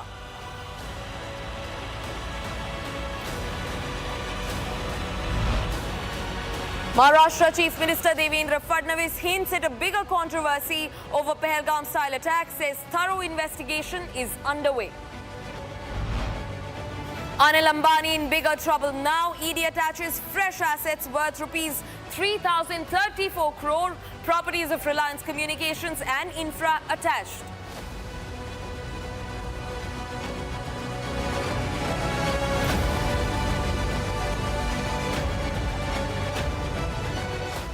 Viewers, now starting first with a breaking development that we're getting in. Now, a police complaint has been filed against the IPS officer Ajay Pal Sharma and the Central Forces for barging into the houses of people at night and even assaulting women in Falta. Now, this complaint has been filed by one of the victims, one of the women who alleges that there was an assault that took place when the IPS officer Ajay Pal Sharma entered and barged into people's houses in the silence of the night. And in fact, this registration of complaint is also against the Central Forces, and this comes from Falta.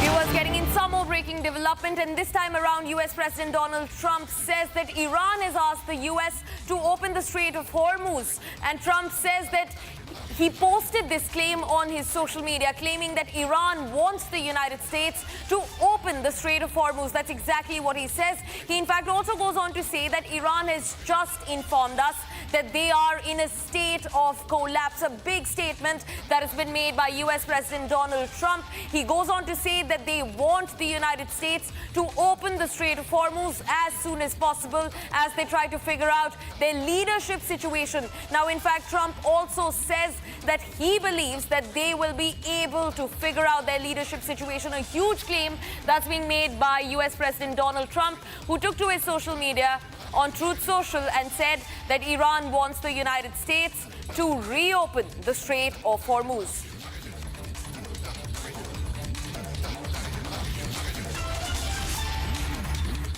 Viewers, now as India is going through a disturbing phase of violence in the West Bengal elections within its own cities, we're also getting in another development that comes in from Mumbai. Now, from Pahalgam to Mumbai's Mira Road, the pattern raises uncomfortable questions. In a chilling incident, 2 security guards were allegedly attacked after being asked to recite the kalma. And when they could not do so, they were brutally stabbed. The accused, Zubair Ansari, reportedly armed with a knife, targeted them solely based on their identity. In fact, handwritten notes have also been recovered from the accused person's home with words like ISIS, Lone Wolf and Jihad written on them that have only deepened the seriousness of the case, now being probed for possible terror links. In fact, viewers, also political reactions have exploded with sharp accusations and even counter-accusations. But beyond the politics, the core question remains. Is this an isolated act of violence or a sign of a deeper, more dangerous radicalization? And more importantly, how many more warnings before decisive action follows? Take a look at everything that unfolded and the state's response.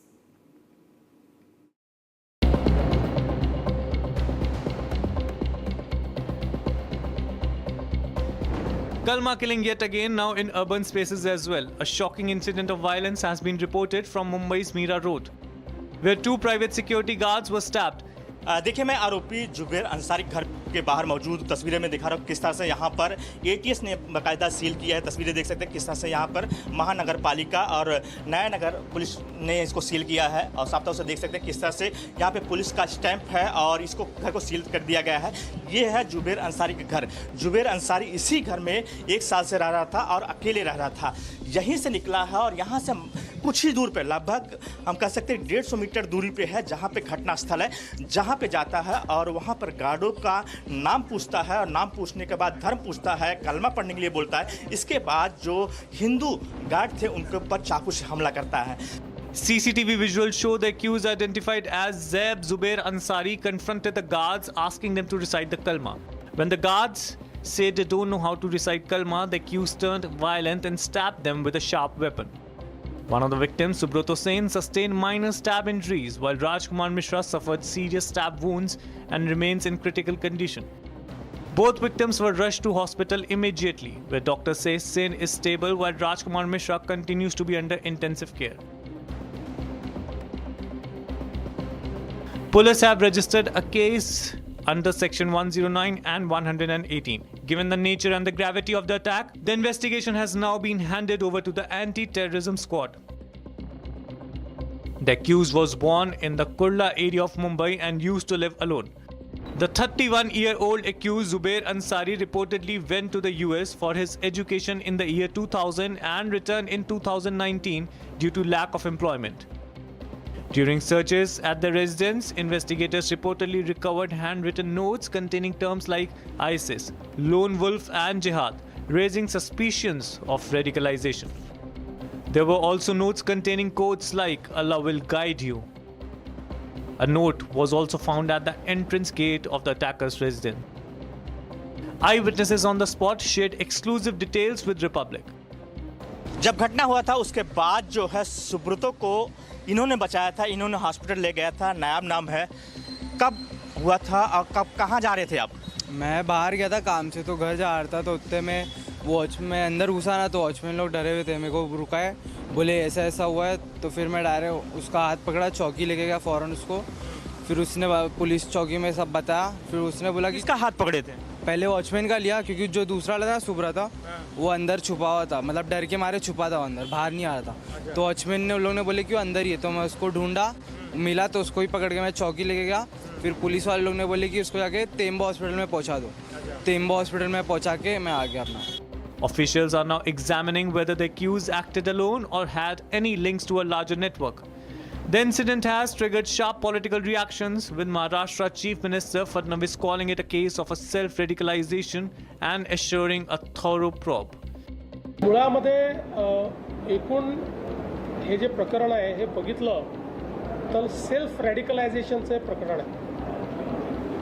मोठ्या प्रमाणात पुस्तकं, साहित्य, internet या माध्यमातनं रॅडिकलायझेशनचा जो प्रयत्न आहे त्या प्रयत्नातनं हा जो व्यक्ती आहे, आरोपी आहे, हा तयार झालेला दिसतोय. त्यामुळे याला केवळ काहीतरी आपल्याला जिहाद करायचा आहे आणि जिहाद करायचा म्हणजे इतर धर्मियांना मारायचं आहे अशा पद्धतीच्या विचाराने पेटून त्यांनी हे कार्य केलेलं आहे. त्याला पकडलेलं आहे. आता ATS आणि NIAची मदत घेऊन या रॅडिकलायझेशनच्या पाठीमागे कोण कोण आहे हे देखील या ठिकाणी शोधण्यात येईल. याचं कुटुंब हे परदेशात आहे, ते अमेरिकेमध्ये आहे. हाही अनेक वर्ष परदेशात राहिलेला आहे. त्यानंतर इथे आल्यानंतर पहिल्यांदा कुर्ल्यामध्ये आणि त्याच्यानंतर नवानगरला तो राहायला आला. त्यामुळे आता याच्या पाठीमागे कोण कोण आहेत, याच्या लिंकमध्ये कोण कोण आहेत, अजून कोणी असे रॅडिकलाइज झाले आहेत का, या सगळ्या गोष्टी ज्या आहेत त्या आता तपासामध्ये पुढे येतील. Congress leader Muzaffar Hussain, however, have stated that accused has no religion. मेरी आप सब लोगों से गुजारिश है कि कोई भी क्रिमिनल का कोई मजहब नहीं होता, उसे किसी मजहब के साथ मत जोड़िए. उसने किस पर हमला किया वो एक अलग मजहब का है. इस तरह से कम्युनल हार्मनी को डिस्टर्ब करने वाली बातें कोई ना करें. And to which BJP spokesperson Shehzad Poonawalla has launched a sharp attack, saying Congress always tries to whitewash and radicalize. Congress is the modern day representation of Muslim League. It is behaving like Jinnah, who divided India on communal lines. Same thing Congress is doing. They have once said that the first right of resources of this country belongs to Muslims.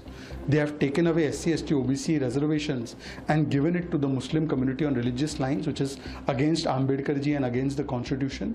They have given reservation to Muslims in civil contracts also, which is against the constitutional spirit. And now also they are doing this only to rub salt into the wounds of the Hindu community.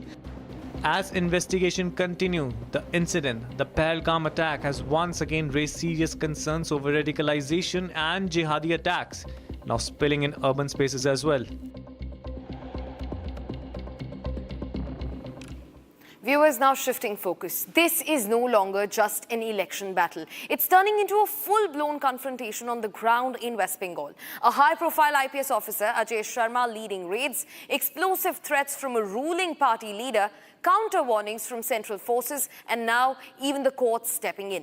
As the campaign ends, the fight has only intensified, with law enforcement, politics and power colliding head-on. Our next report tracks how the Bengal battleground has spiraled from crackdowns to open threats, and why this election is now about far more than just votes and what meets the eye. With central forces on high alert, the Calcutta High Court stepping in, and tensions rising across districts.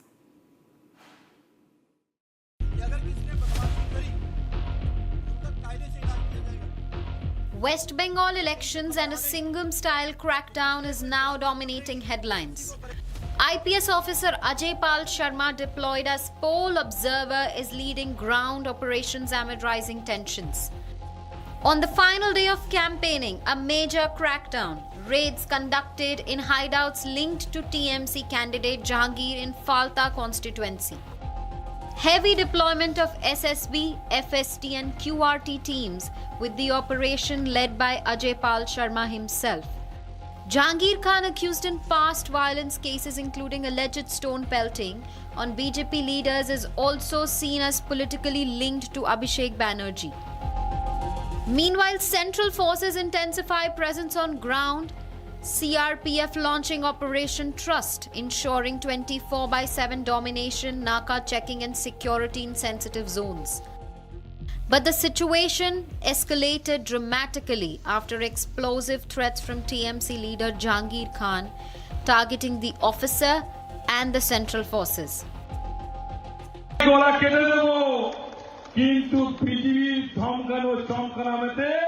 Jahangir Khan এবং জাহাঙ্গীর খানের team ভয় পায়নি এবং আগামী দিনে ভয় পাবে না, সেটা মাথায় রাখতে হবে। আজকে ওরা অনেক খেলা দেখাচ্ছে, তা খেলা তো ওরা শুরু করেছে, শেষটা কিন্তু আমরা করব। খেলা তো ওরা শুরু করেছে, কিন্তু শেষটা আমরা করব। তাই পিকচার আবি বাকি মেরা দোস্ত, পিকচার এখন বাকি আছে, সময় শুরু হয়েছে। তোমরা ভাবছো নিজেকে কয়েকটা সিআরপিএফ নিয়ে বড় বড় বাতালা দিচ্ছ, কিন্তু আজকের গঙ্গনগর 1 নম্বর অঞ্চলে মানুষ যদি হেঁটে যায় না, সিআরপিএফ হাওয়ায় উড়ে যাবে। The threat narrative deepens with another warning directed at Sharma. TMC voices warning that after results, action will be taken against the officer even beyond state lines. ये जो असंवैधानिक काम आप कर रहे हैं अपने बीजेपी के मालिकों के निर्देश पे, मैं आपको इतना बता देना चाहता हूं, 4 तारीख रिजल्ट निकलने के बाद आप जहां भी भाग जाएं, आप छुप नहीं पाएंगे। आपको ऐसा लगता होगा कि हम एक दूसरे राज्य से आए हैं, वहां पर हम चले जाएंगे और मेरा बीजेपी का मालिक मुझे बचा लेगा।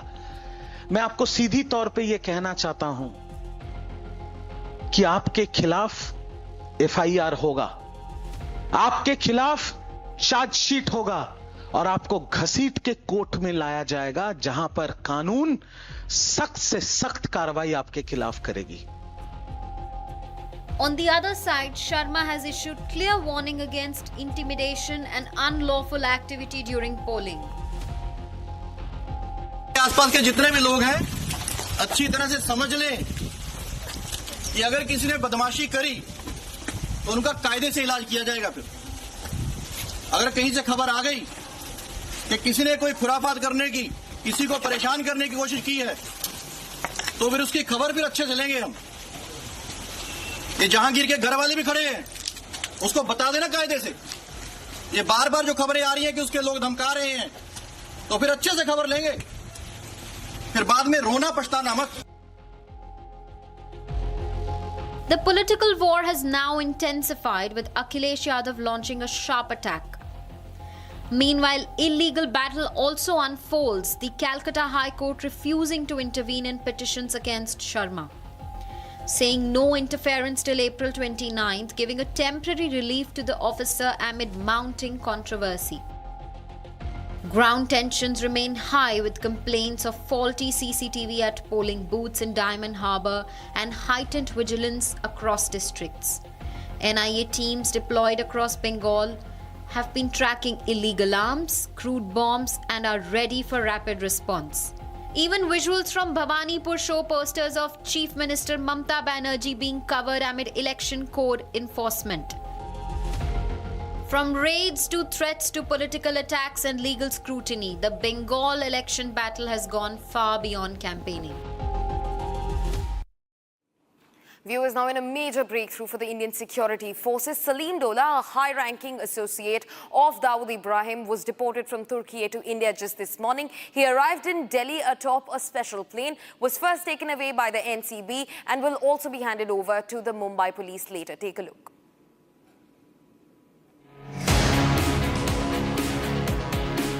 Salim Dola, drug kingpin who was apprehended in Istanbul, Turkey following a high-stake coordinated operation between Indian and international intelligence wings, arrived at the Delhi Technical Airport today under heavy security. A Dongri resident, Dola had been operating from abroad after fleeing India nearly a decade ago. Running a multi-state narcotics network is a close aide of Dawood Ibrahim. Upon his arrival in the national capital, Dola was immediately taken into custody by intelligence officials and is currently undergoing intensive interrogation at an undisclosed location. Authorities seized a Kuwaiti ID and a Bulgarian passport from Salim Dola, exposing the sophisticated alias used to facilitate his international movement. A known figure to narcotics agencies, Dola has been linked to international cartels and was first arrested in 1998 with 40 kgs of mandrax at Mumbai airport. Investigations indicate that Dola had established a complex trafficking network utilizing container transport, where illicit shipments were meticulously disguised as legitimate commercial goods to bypass port security. He is expected to be handed over to the Mumbai police or the NCB shortly for further proceedings related to multiple pending cases involving drug trafficking and money laundering. Viewers, that's all that we could wrap in this edition of Super Primetime. But don't go anywhere. On the other side, at 8 p.m. on The Debate, our editor-in-chief Arnab Goswami will decode the Pahalgam-style attack that happened in Mumbai and everything that's ongoing, including an exclusive CCTV footage that shows the attacker and the moments of the attack. Stay tuned.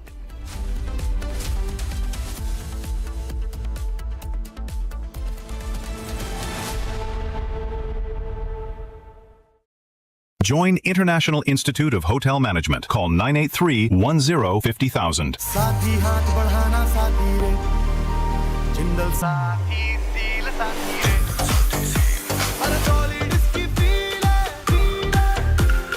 Jindal Saathi seal है दोस्त की stainless steel है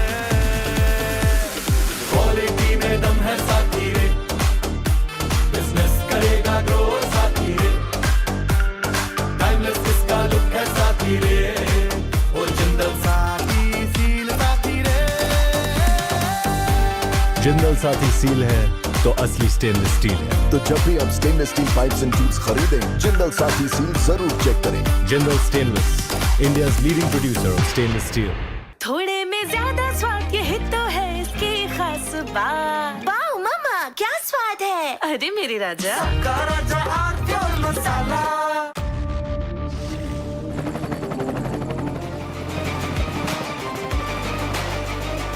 Correct. The taste of success. चमकी चाट से क्या बना है? Sandwich, लस्सी और छाछ और हर घूंट में चमकी चाट।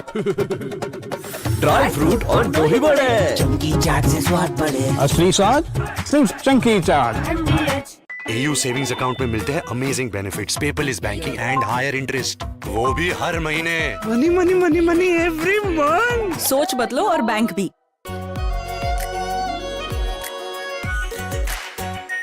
Are pure shahi paneer masala, delicious, healthy, everyday. यानी इस घर में कुछ है जो टूटता नहीं। ये पिलर कभी नहीं टूटेगा। रुंगटा स्टील TMT से बना। रुंगटा नहीं तो घर स्ट्रॉन्ग नहीं। रुंगटा स्टील TMT बार एकदम सॉलिड।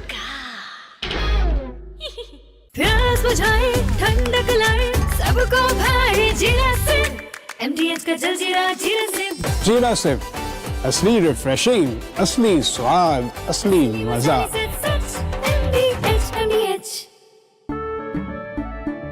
केसरिया से मन जोगी हुआ रे, दिल झूमे देखो मतवारा हुआ रे।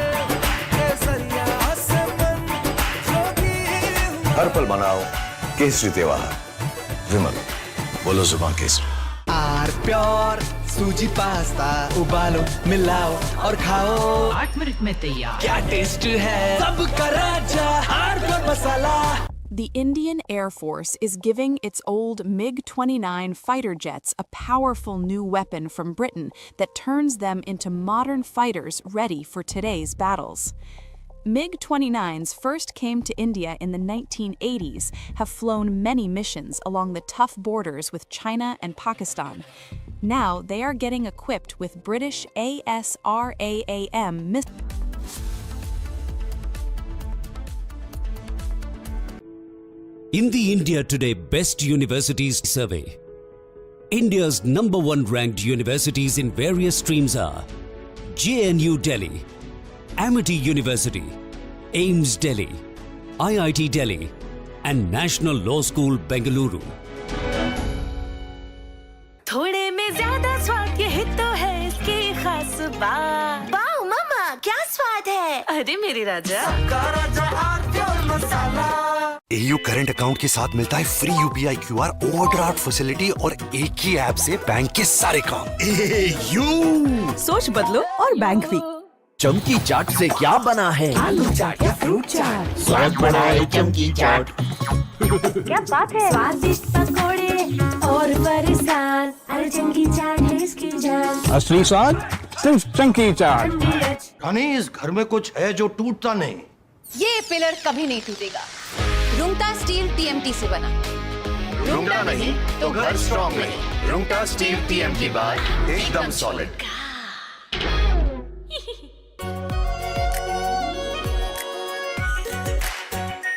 Are pure shahi paneer masala, delicious, healthy everyday.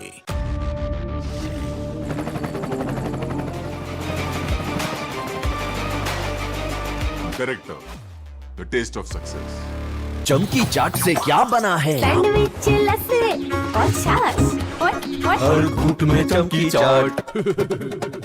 Dry fruit और दही बड़े। चमकी चाट से स्वाद बढ़े। असली स्वाद सिर्फ चंकी चाट। साथी हाथ बढ़ाना साथी रे, जिंदल साथी सील साथी रे। हर सॉलिड इसकी फील है, जिंदल साथी सील है, दोस्ती स्टेनलेस स्टील है। क्वालिटी में दम है साथी रे, बिजनेस करेगा ग्रो साथी रे।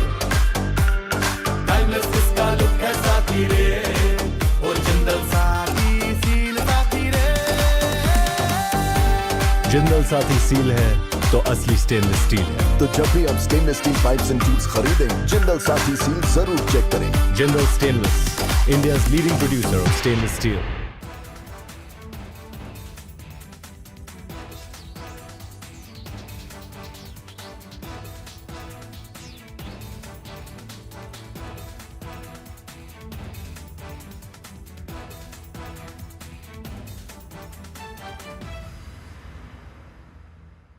The Indian Air Force is giving its old MiG-29 fighter jets a powerful new weapon from Britain that turns them into modern fighters ready for today's battles. MiG-29s first came to India in the 1980s, have flown many missions along the tough borders with China and Pakistan. Now they are getting equipped with British ASRAAM missiles that make them as strong as NATO planes in close fights. The Ministry of Defense sent out a request for proposals to fit the advanced.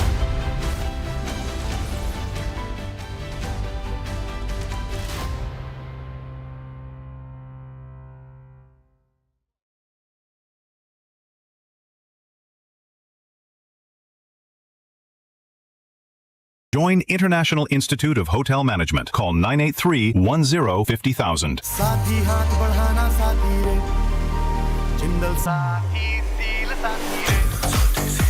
Her solid इसकी feel है, Jindal Saathi seal है, दोस्ती stainless steel है। Quality में दम है साथी रे, बिजनेस करेगा ग्रो साथी रे। टाइमलेस इसका लुक है साथी रे, और जिंदल साथी सील साथी रे। जिंदल साथी सील है तो असली स्टेनलेस स्टील है। तो जब भी आप stainless steel pipes and tubes खरीदें, जिंदल साथी सील जरूर चेक करें। Jindal stainless, India's leading producer of stainless steel. R pure सूजी पास्ता उबालो मिलाओ और खाओ, 8 मिनट में तैयार। क्या टेस्ट है सबका राजा आर प्योर मसाला।